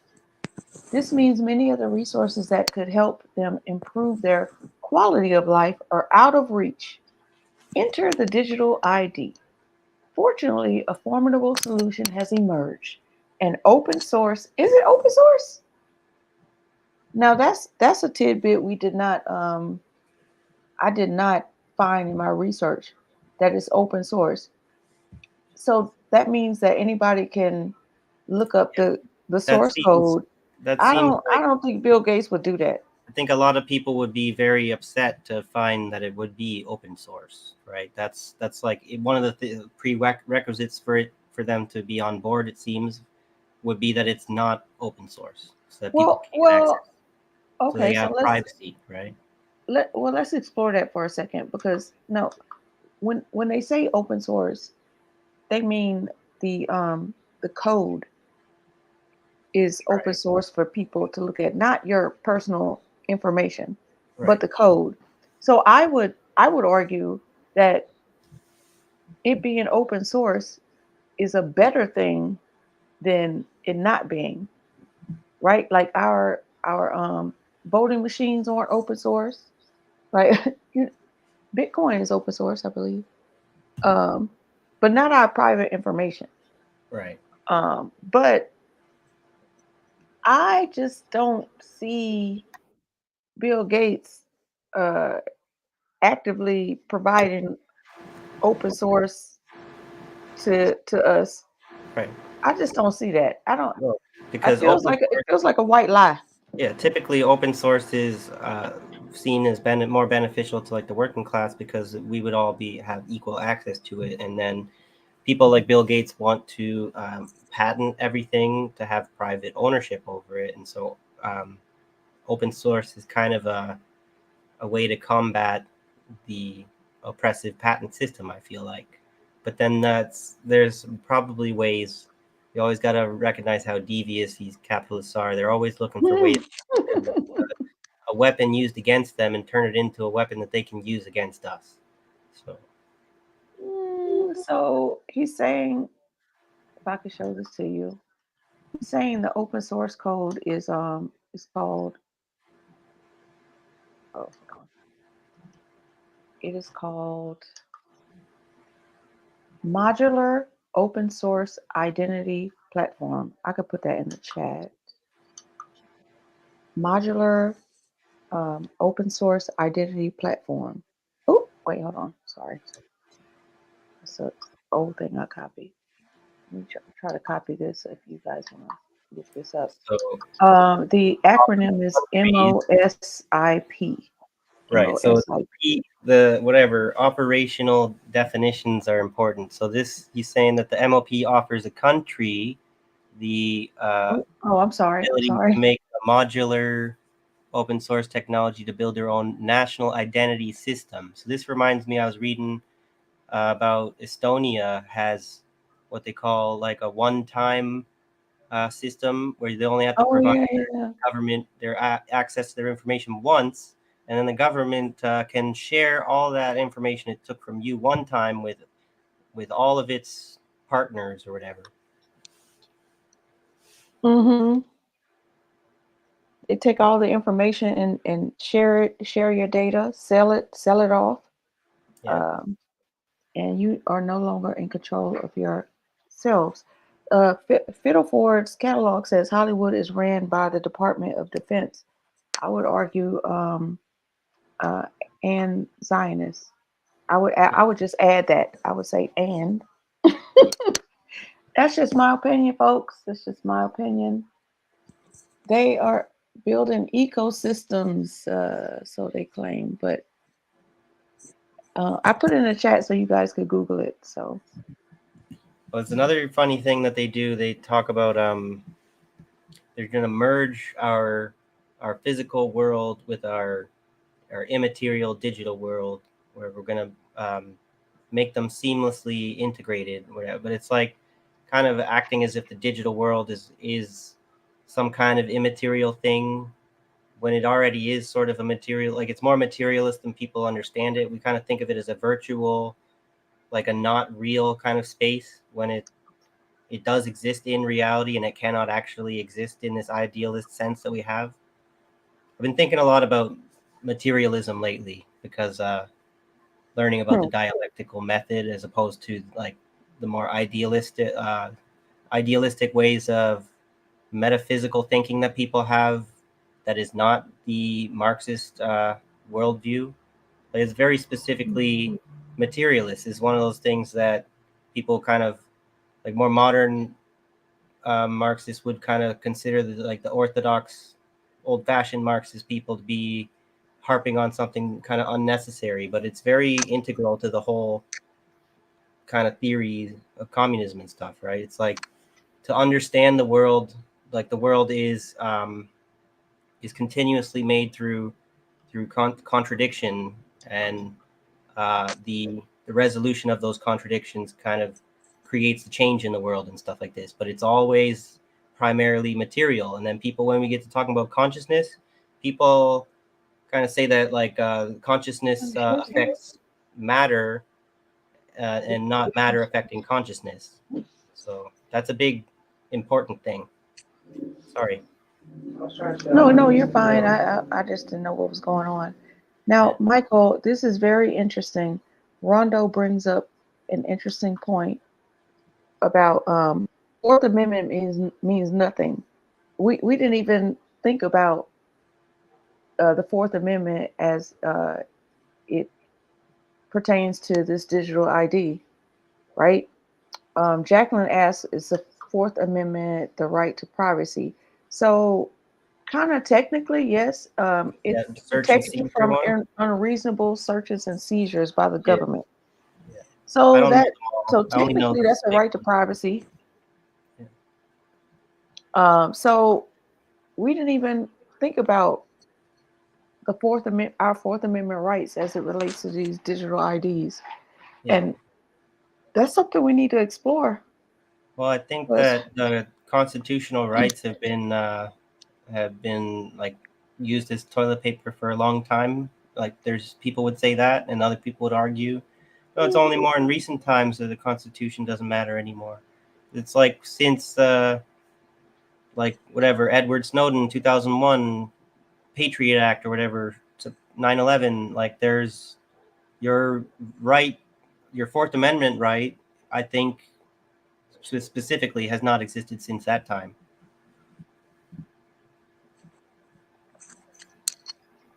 Yeah. Ooh, this is heavy, Michael. Yeah. I say it was going to be a good episode, but it's not going to be it's like, depends on what you mean by good. Like it'll be important information, good to talk about, but won't make you feel good. Like, So everybody at home, make sure you are protecting your mental health and not letting this stuff get, anger you too much. Let it, what do they call it? Like, let the water roll out the duck's back. Yeah, thank you. Thank you. Say it, Michael. Let the water roll out the duck's back. That's right. That's right. What's your function? Oh, sorry, Michael. Michael don't know what we talking about. Hold on. Oh, I see. Yeah. Junction. Yeah. What's your function? I maybe watch more American TV growing up. I maybe watch more of that growing up than most Canadians, being from Windsor or LaSalle. But if you watch the 80s to the 90s, well, actually the 70s to the 90s, you'll learn some shit. Bad Cookie said he don't have any mental issues. He let his split personalities handle that. Nice. And so do I. Sir. Multitasking or delegating. Yeah, exactly. I like that delegation, Mike. So that's another thing as far as culture. People think about insanity. Different cultures have different ideas. So I kind of think that split personalities is not actually technically an unhealthy thing. As far as, have you ever been conflicted about something? You've never had a divided mind over something? How about when your thoughts, when you have like conflicting thoughts? Yeah, like you're saying, when you have conflicting thoughts. Yeah. That are so different, but it's coming from your one mind. Yeah.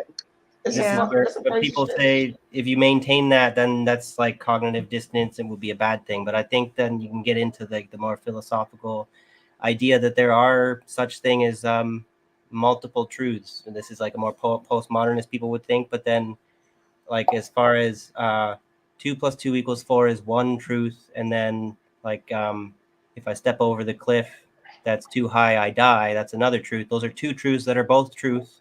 So it's like there are multiple truths. Doesn't mean that everything is postmodernist. It's so you can't hold two ideas in your mind simultaneously without them having to conflict with each other. You can have two personalities in your mind without them necessarily conflicting with each other. But this is, for some people, it's a bridge too far. Hey, have you seen Okay, Split? okay. I just want to ask, have you seen Split The and movie? Sybil? Sybil, Yeah. I think Those are personality disorders. Disassociate. Oh, I'm sorry. I think it's called Split. I think maybe I'm just not sure if we're thinking about the same movie. It's a whole series. It's Split, Glass, and Unbreakable. Unbreakable, yeah. They're very good. You should watch them. If you have time, you guys. They are really good movies. I want to point this out. Okay, I just wanted to be able to say Wolfie. So that's why I shared that. Wolfie. So Jacqueline says, if people don't have mental issues with everything that's going on in the world, then there's obviously something wrong with them. I completely agree. I feel like the people that are super sensitive and not being able to cope, I feel like they're the ones who are more in control of their emotions. Why am I over here so damn numb? I should be pissing in the street like them.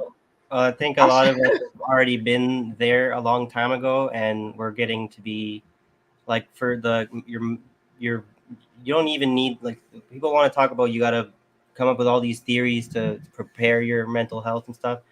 If you think about an evolutionary point of view, in a lot of ways, your mind and your body has already kind of evolved over millions of years to kind of already know what to do.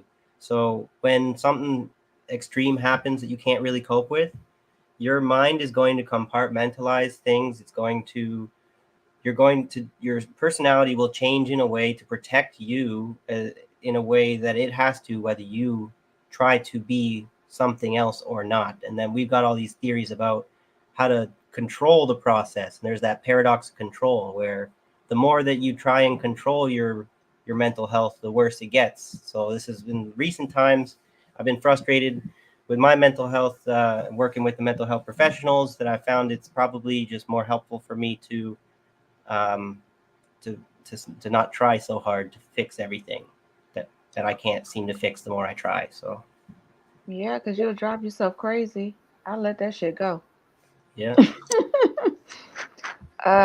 So thank you, Kill Your Erica Goras. He put the movies up there for us to make sure you guys go and watch them. They're really good. I ain't gonna lie. Unbreakable was a shit movie. We can agree to disagree. Sean, I know a little kid like that. Sean, He's a social media star, and he's basically like that. You know what I'm talking about? The little boy who breaks his bones? That's Glass. So that's like a movie that's like really metaphorical. That's like, oh, Unbreakable is the healing. It's the like super strength. but most people just like, all the way most movies are made these days, like there's not so much of a super sophisticated plot going on. Like, it's pretty much, it is what you get, what you see, and then if you have to interpret some kind of metaphor that's like beyond the audience, I guess, like a lot of these producers might be thinking. There's another one. Let me find it. Because Split was really good because the dude had all the multiple personalities. Like, he played the shit out of that. With super strength. And also Glass. Now Unbreakable. You know what? Great. You know what, Sean?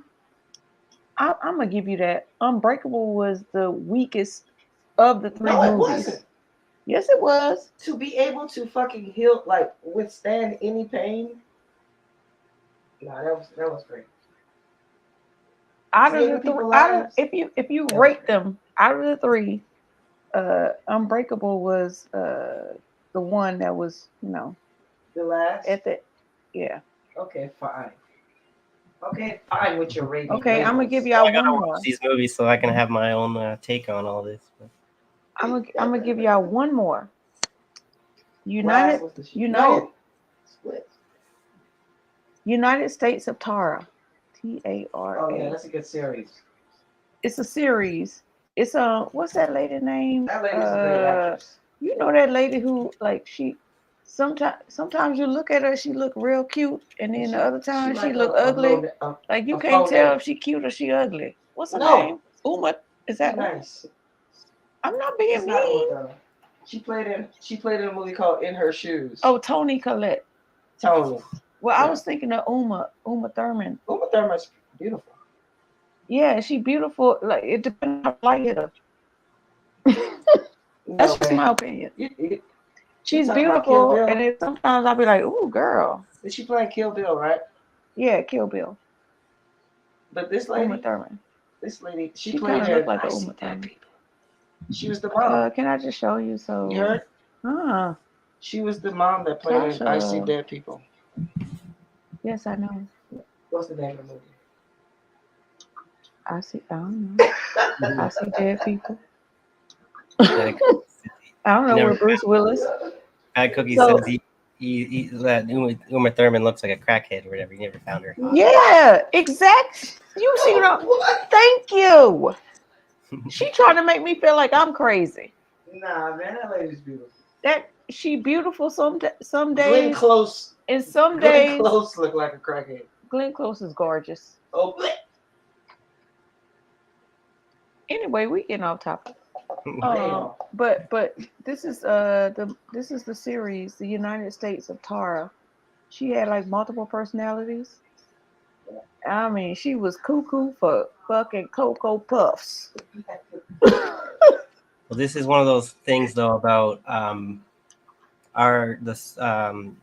this is society's conception of mental illness does get in some way shaped by people like Hollywood and stuff, as much as the doctors come up with what the theory is for the illness.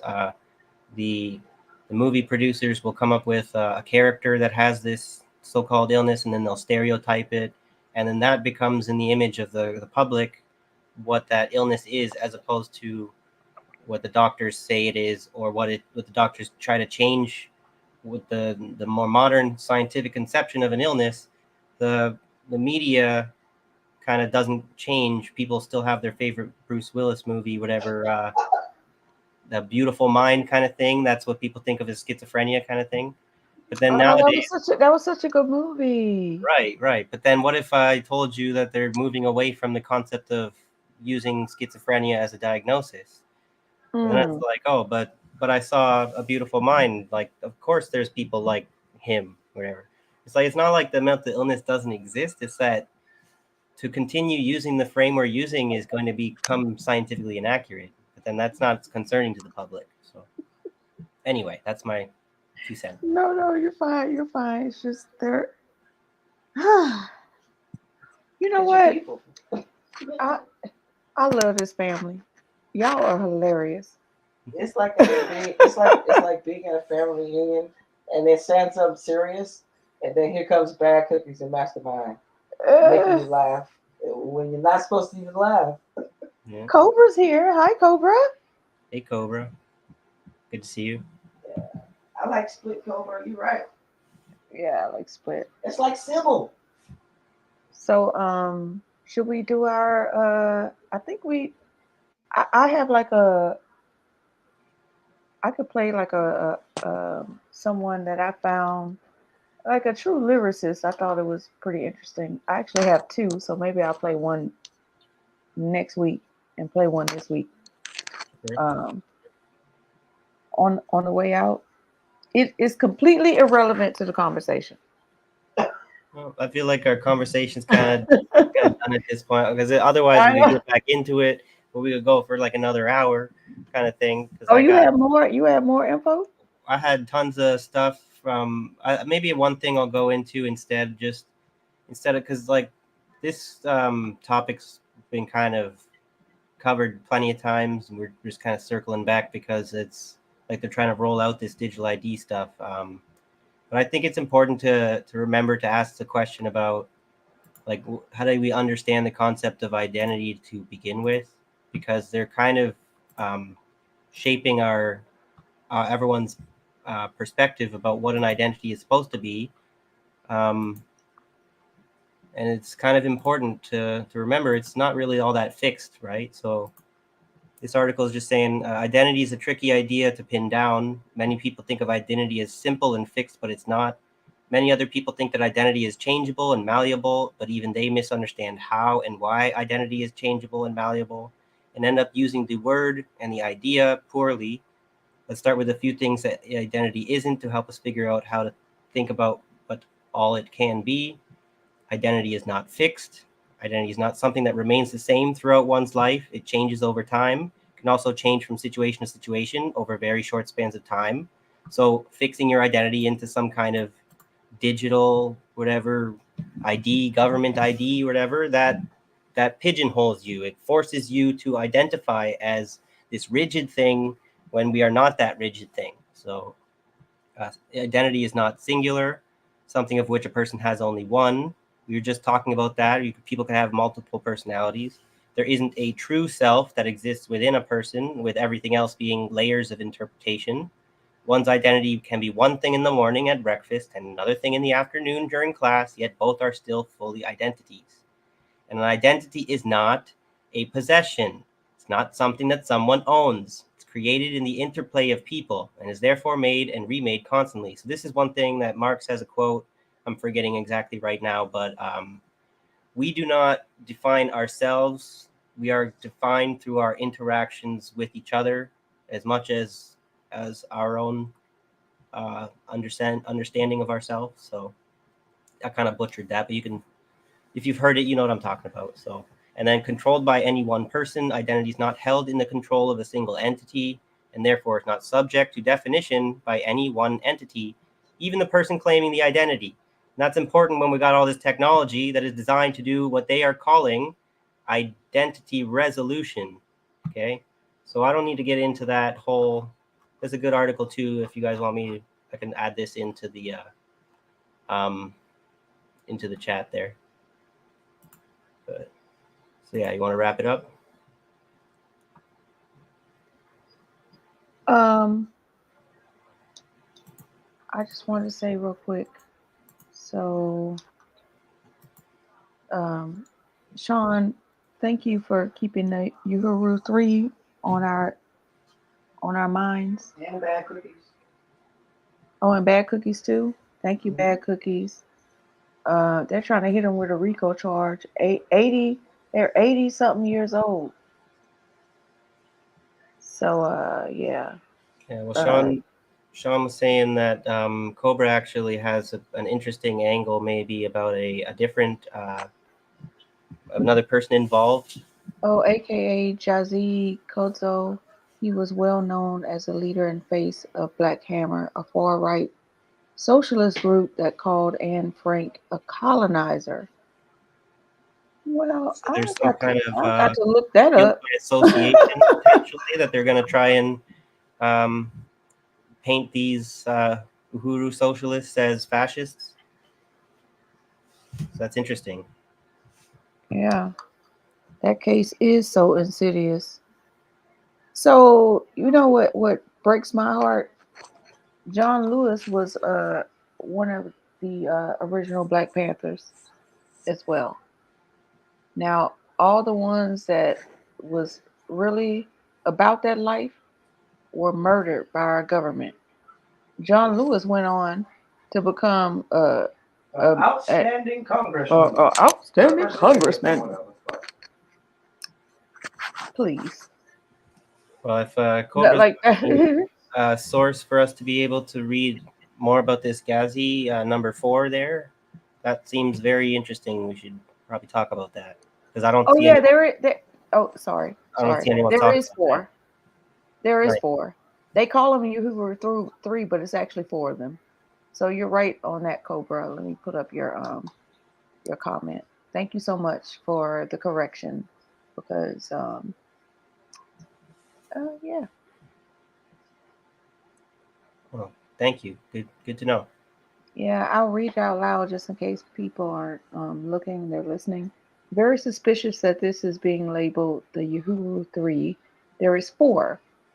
My gut tells me Ghazi set up Amali, Jesse, and Penny. Ooh, because Ghazi is bad news. Now I don't know them details, But but I'm gonna have to go back and we have to revisit this topic.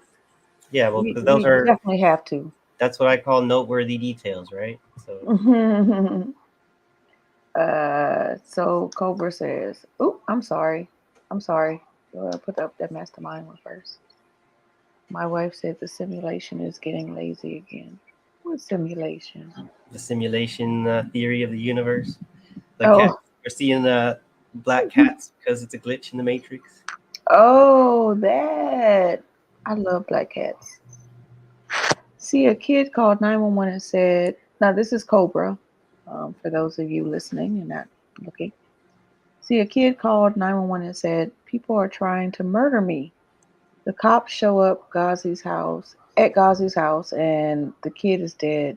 Days later, it's determined a suicide, and Ghazi was separated from the three at the trial. Interesting. Why is there always this kind of a dark underbelly to the story that always comes up? It's so fucked up. Yeah, thank you for that, Cobra. You have trained her. What, Sean? I wouldn't do that if I were you. Nope. Don't ever be talking about training a woman. Stepping in the minefield. You fucking up. You fucking up, Sean. And Mastermind, don't you be co-signing that shit. What the hell is going on?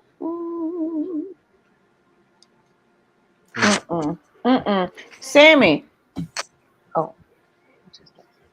Better have. We ride at dawn. Oh, look at Sean trying to clean up. Better have. Sean, clean it up. Look, when I need to get there, I get my plane ticket, girl. Shoot. Well, this is one of those things, bro, that we got to use behavior analytics to make people more safe and everything. Is people think that like the solution, like it is easier to train people to be better than like that is the way to do it nowadays. Like to give people free will is being like the naive person when people only respond to force kind of thing. So we all got to train each other to be better. It's like, I don't know. Oh, I'll train you. All right. I'll train you with my right hook and my left. It is it's complicated because there is some benefits to psychological conditioning. As soon as you say that, it's a slippery slope, right? But then, like when we train ourselves to wake up with alarm clocks so that we can get to work on time, there's the benefit from that. That is a type of psychological conditioning that we gain a benefit from.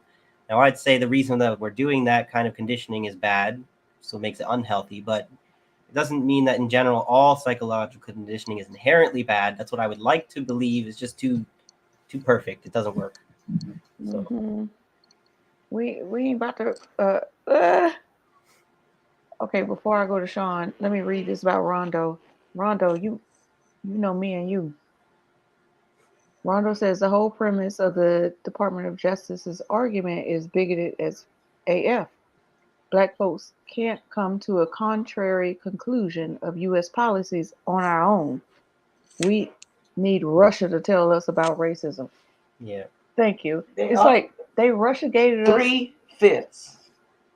They Russiagated us, not just black people, Americans in general. They Russiagated us for about 4 to 6 years or something to prep us. So when the shit went down with Ukraine, then we already had an opinion about it. Hey Drake, we not slow. So this is some of the. It's like as far as accusing them of doing something and then them denying that they're being operating as in support of someone. They're going to do this with a lot of us. If we've said that we don't condemn Hamas, they're going to try and sort of say that we are supporting terrorists, and that's similar to what they're doing with the Uhuru guys there. So. I'm sorry, saying, Michael. the Uhuru guys. I missed the comment. We can go back, whatever. I'm saying that the No. people, Yeah, you fine. I got triggered. they're saying their own personal opinion about what's going on with Russia and Ukraine and stuff, and that's because it's not antagonistic to Russia.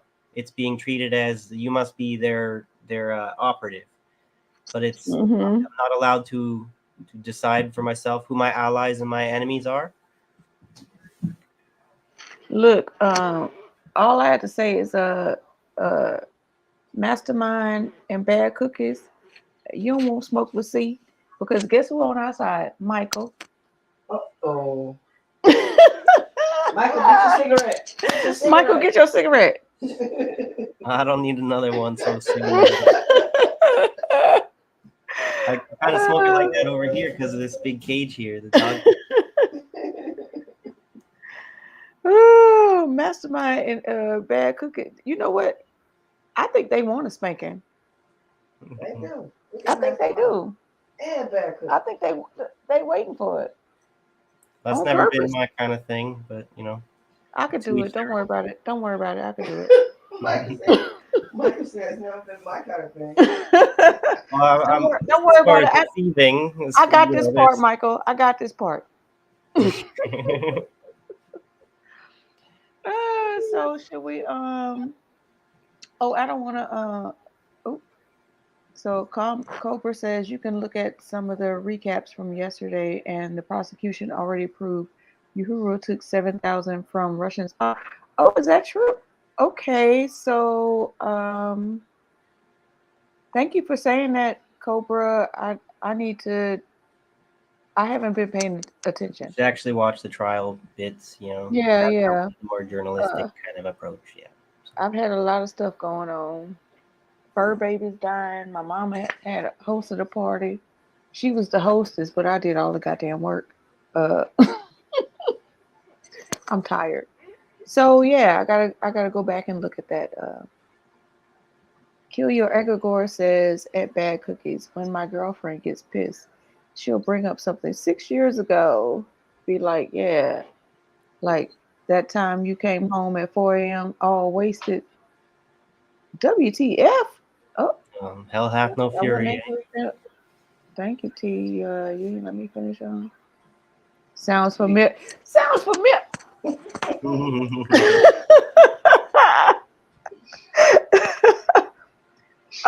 won't smoke with me? Who won't smoke with C? Y'all being too bad now.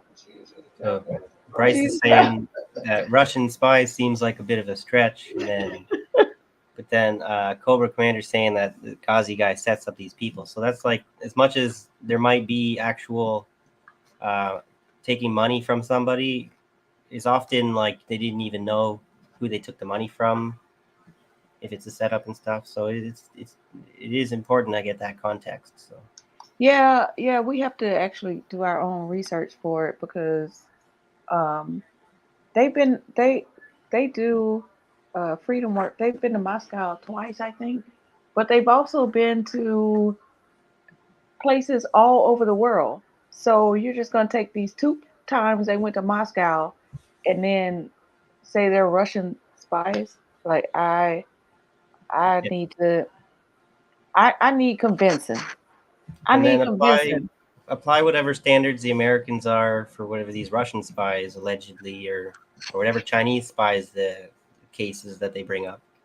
Imagine if those rules were applied by, like, say, Chinese people who caught American spies or Canadian spies. Okay, because there was actually recently a big situation with that Chinese CEO arrested in Canada on behalf of the U.S., Meng Wanzhou, and then China arrested 2 Canadian spies, the 2 Michaels, in retaliation, and then China like treated them, like put them under trial as spies and stuff. So then it would be interesting to see how, like, America's double standards, the way that our spies are allowed to do this but yours are not. So. I'm gonna come back to that. I wanted to say this real quick. That Cookie says they do that to anyone who visits Russia twice. They label Tara Reid and Tucker Carlson spies. They also absconded. Is that the right word? Absconded with Scott Ritter's passport, and he was just going there for the first time. So I don't know if it was the first time, but we get the point. That comment also reminds me. I didn't get to the article, but apparently Russia's considering rolling out I think they've decided they're going to implement a program. Anyone entering Russia has to provide their biometric information in order to get into the country. So that's our future. Maybe we're going into. The chat moving so fast, I can't even read them anymore. You guys are engaged. That's wonderful. Thank you so much for being here with us. We really appreciate you. Thank you for being our comrades, our family. Should we wrap up, Michael? Yeah, sure. We can think about. I got to start writing down announcements ahead of time. I should have. We could go looking for Shanda's donation page. I know that I've seen a bit of a push to kind of get her name out there for. Oh yeah, let me. So while you're looking, yeah. While you're looking that up, so you could put it in the chat, I'll just remind everybody about our dates and times, like we do every time, right? So Monday is Civilian Discourse with Mastermind Hour. Shout out to Mastermind. Maybe Bryce, if you want to talk about what you was talking about, maybe we could do that Monday. We'll see. Send me something on X, please. Or maybe he said he's not on X. I can't remember. I'm sorry. Then Tuesday is Black Athletes and Power. Oh no, you wanted Bryce to come on your show, right? On I asked him to come on all our shows. Okay, so Monday we're gonna do our thing, Civilian Discourse. Tuesday, maybe Bryce will come on for the Black Athletes and Politics. Maybe not. We'll talk. We'll see. On Wednesday, so all of that Monday and Tuesday is at Abby Do, Abby Don't. Don't forget. Wednesday is the 10 Robert podcast. So you gotta head over to their YouTube channel because we're trying to make sure we don't get banned. But they are a part of us and we are a part of them. And then come back again next week on Thursday for Noteworthy, 5 p.m. Or Wednesday is 6 Pacific, 9 Eastern, 8 Central. All right. All the other times are 5 Central. I hope that made sense. I feel like I was babbling. Was I babbling? I wasn't listening. I was looking for my page here. If you want to put it up. Okay, so you ready? Yeah. Okay, there you go. So, wait, hold on. Our comrade here, Sean DeMasta, there's, yeah. Trying to get Bryce. I'm sorry, Michael. Okay. You're inviting them to, please come on. Anyone who would like to join us for any kind of conversation, whether you want to be showing your face or not, happy to have you, get to know you even a little bit better. Or what I'm trying to think, whatever George Galloway likes to say or whatever. Come on if you're hard enough, right? I'm not saying you got to be. I'm not trying to be so combative about it, right? You know, you don't need to have a debate. If you want to just come on and chat, feel free. And please go like, subscribe, and share to those all those apps. So let me let you give them the information about our comrade. So Sean DeMasta, the Trailer Park Pundit, and Beauty and the Boomer. It's her and Oz have their channels that they've been doing for a little while. They're a great little inspiration for our little channel here. You know, the little engine that could kind of thing. She's going to be really fighting hard against this lung cancer. It's really, as much as people want to be blaming the individual for their health problems, there's medical system in the U.S. and these doctors are a bunch of snakes and stuff. They really kind of sell people up the creek without the paddle, and she was really screwed over from her doctor prescribing her this, I think it was estrogen, this hormone treatment, and just being completely reckless and not observing whether or not they were feeding her cancer, feeding her something that would grow a cancer in her. So nobody should have to go through this. And as a Canadian, I have this kind of healthcare. I don't have to deal with this $30,000 cost. So I really feel bad that someone like this doesn't just get the proper care that they need. So if you have any money to spare, please do. Please donate to someone like Shanda here instead of someone like the Democratic Party who really just wants to lie to you and hurt you with your own money. So that's my piece. So, got anything else?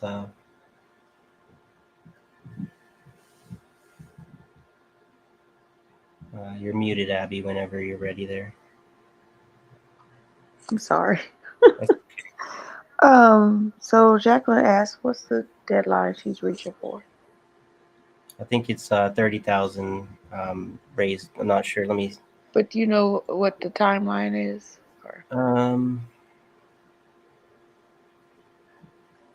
Yeah, I'm not sure exactly. You can read. She's got a nice long description here,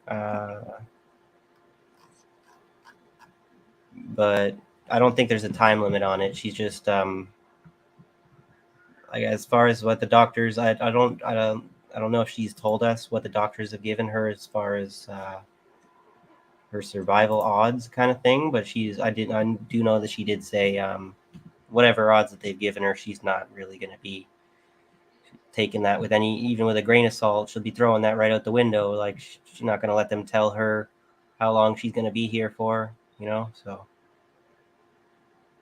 I think that she'll be here with us for a little, quite a while yet. There's no need to be deciding. You hear a little bit of news about some cancer and everything, like you're totally black-pilled, it's all over, and you got to be a defeatist about it. We got to have some hope here.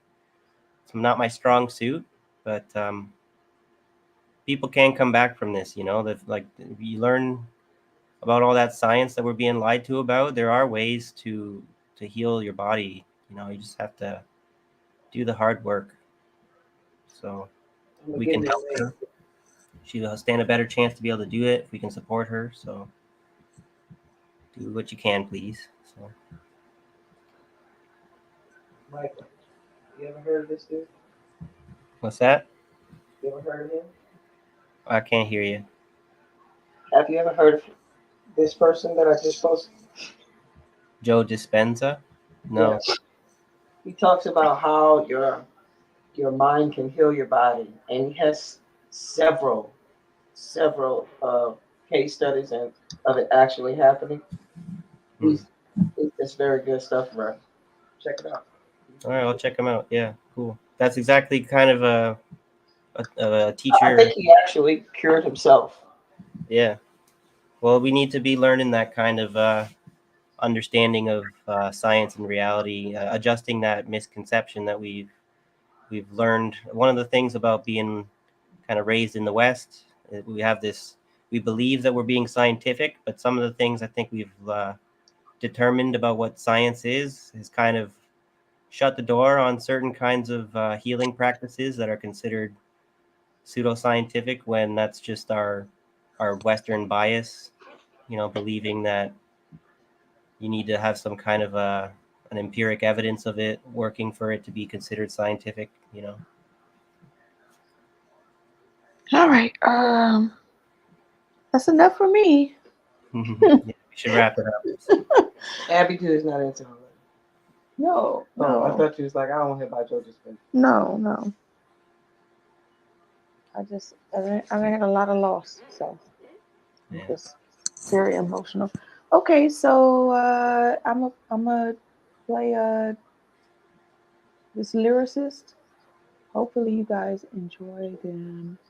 on the way out the door. I love that raw. And Cobra, if you want to come on and discuss Uhuru, we could do that too. Send me a message on X, and we could figure that out.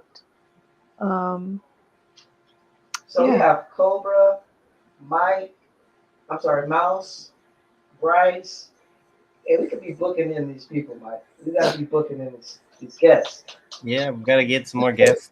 I've been thinking about that. Yeah. Yeah. Good stuff. Thank you, Bad Cookies. All right, let's wrap up. I gotta go. We'll get a good cry in. So. Yeah, I got to go. I got to go. I love you, fam. Yeah, love you guys. Thank you all for being here. All right, folks. Good folks. Have a good night. We'll see you next time. Thank you for the hug, Sean.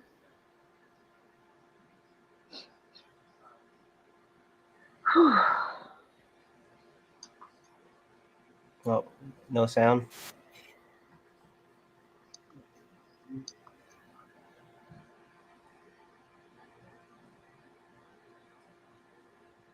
We just gotta fix the sound. We can't hear anything.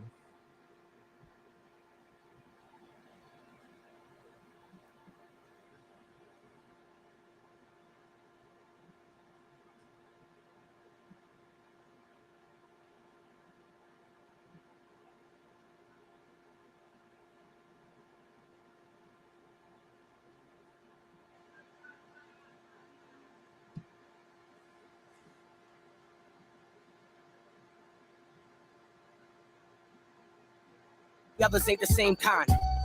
I know that we ain't on the same grind. Better hope you on the same side. Funny how I am the one, but I'm not the one at the same time. It's no surprise. Hard work really pays off. Some rather sell their soul because it pays more. It's really such a shame how they all are cancer to the game. Why you think they got them up on that stage for? These bars ain't a gimmick. I'm a menace from start to the finish. Took 2 L's to see that I was standing on business. Look outside, you gon' see a line at the clinic. It's kinda dumb, you hitting on everyone. You gon' catch something, ain't no removing until you're done. Or better, you're introducing another fatherless son. Calling each other ops, but sharing a woman's tongue. I would've stopped if I knew what this would become. It's a joke, I'm about to do the most. And it probably won't change, but what's a world without hope? Worry about the wrong things, the election's getting close. Put a woman on a poll, maybe that'll make them vote. Aw, damn, it's too complex. Maybe I should let it rest. I had Nas X, y'all got Lil Nas X. How are you supposed to know if you never studied the text? As far as what they're wearing, that's something we won't address. Let's move on. Been doing this for too long, need a new deal. I just wanna put my group on. Time to bring the real, stop fishing in the new pond, cause everything's contaminated. Now we gotta amputate it. Some say I'm too animated, but they gotta follow that way. He's nice, animated. Tell Skip that he can't debate it. I really came to invade and you can't evade it. Even the West love my drive like it's candy painted. So tell the world that we bringing those vibes back. That what he just say or rewind that. Back when all you needed was a kick and a hi-hat. The storytelling days, slick brick with an eye patch. I got it all. It's what I call home. It's been a long road to get from Providence to award shows. They say sex sells. That's why they put out women in short clothes. Now all I'm ever seeing is torsos. I'm back doing God's work. I'm only second if it's God first. I skipped the parties, now I embody the hard work. Tripped over pennies and lost so many, my heart hurts. Now I'm putting bars behind bars like a Converse. I wonder why the people you idolize and see with your idle eyes ain't willing to itemize all the things that I needed to get this revitalized. The poison our ears and eyes consume is the bigger prize. I prophesize. I know where all y'all headed. Only think with her, that's why we all hard-headed. Let any girl get it, not knowing if she a keeper. Wouldn't know what a 10 is if you ran into Serena. This is all prime, and I'm coming for all mine. It's fabuloso how you about to see floor shine. It's hard to lead people, you know that I all blind. But I'm up for the challenge, for greatest of all time. Cause they keep saying what I can't do. Never ask for handouts, now I got a handful. Whenever you a standout, they don't understand you. I don't set trends better than I set examples. But maybe I'm too clean, maybe I don't curse enough. Ain't gun swapping, pill popping in my verse enough. Well, check the resume, can't say that I ain't worked enough. I'm too humble and they ain't down to earth enough. It's different when it's real, did it with the skills. Scars on my body only show you that I'm healed. I think of where I'm from is hard not to get the chills. Father left when I was young, thank God for Uncle Phil's. Cause nothing's what it seems, so I had to switch the dream. From being rich and famous to richer when I leave. It's hard to not believe after all that we achieve. When you make your own movie, they can't cut you from the scene. Me and the others ain't the same kind.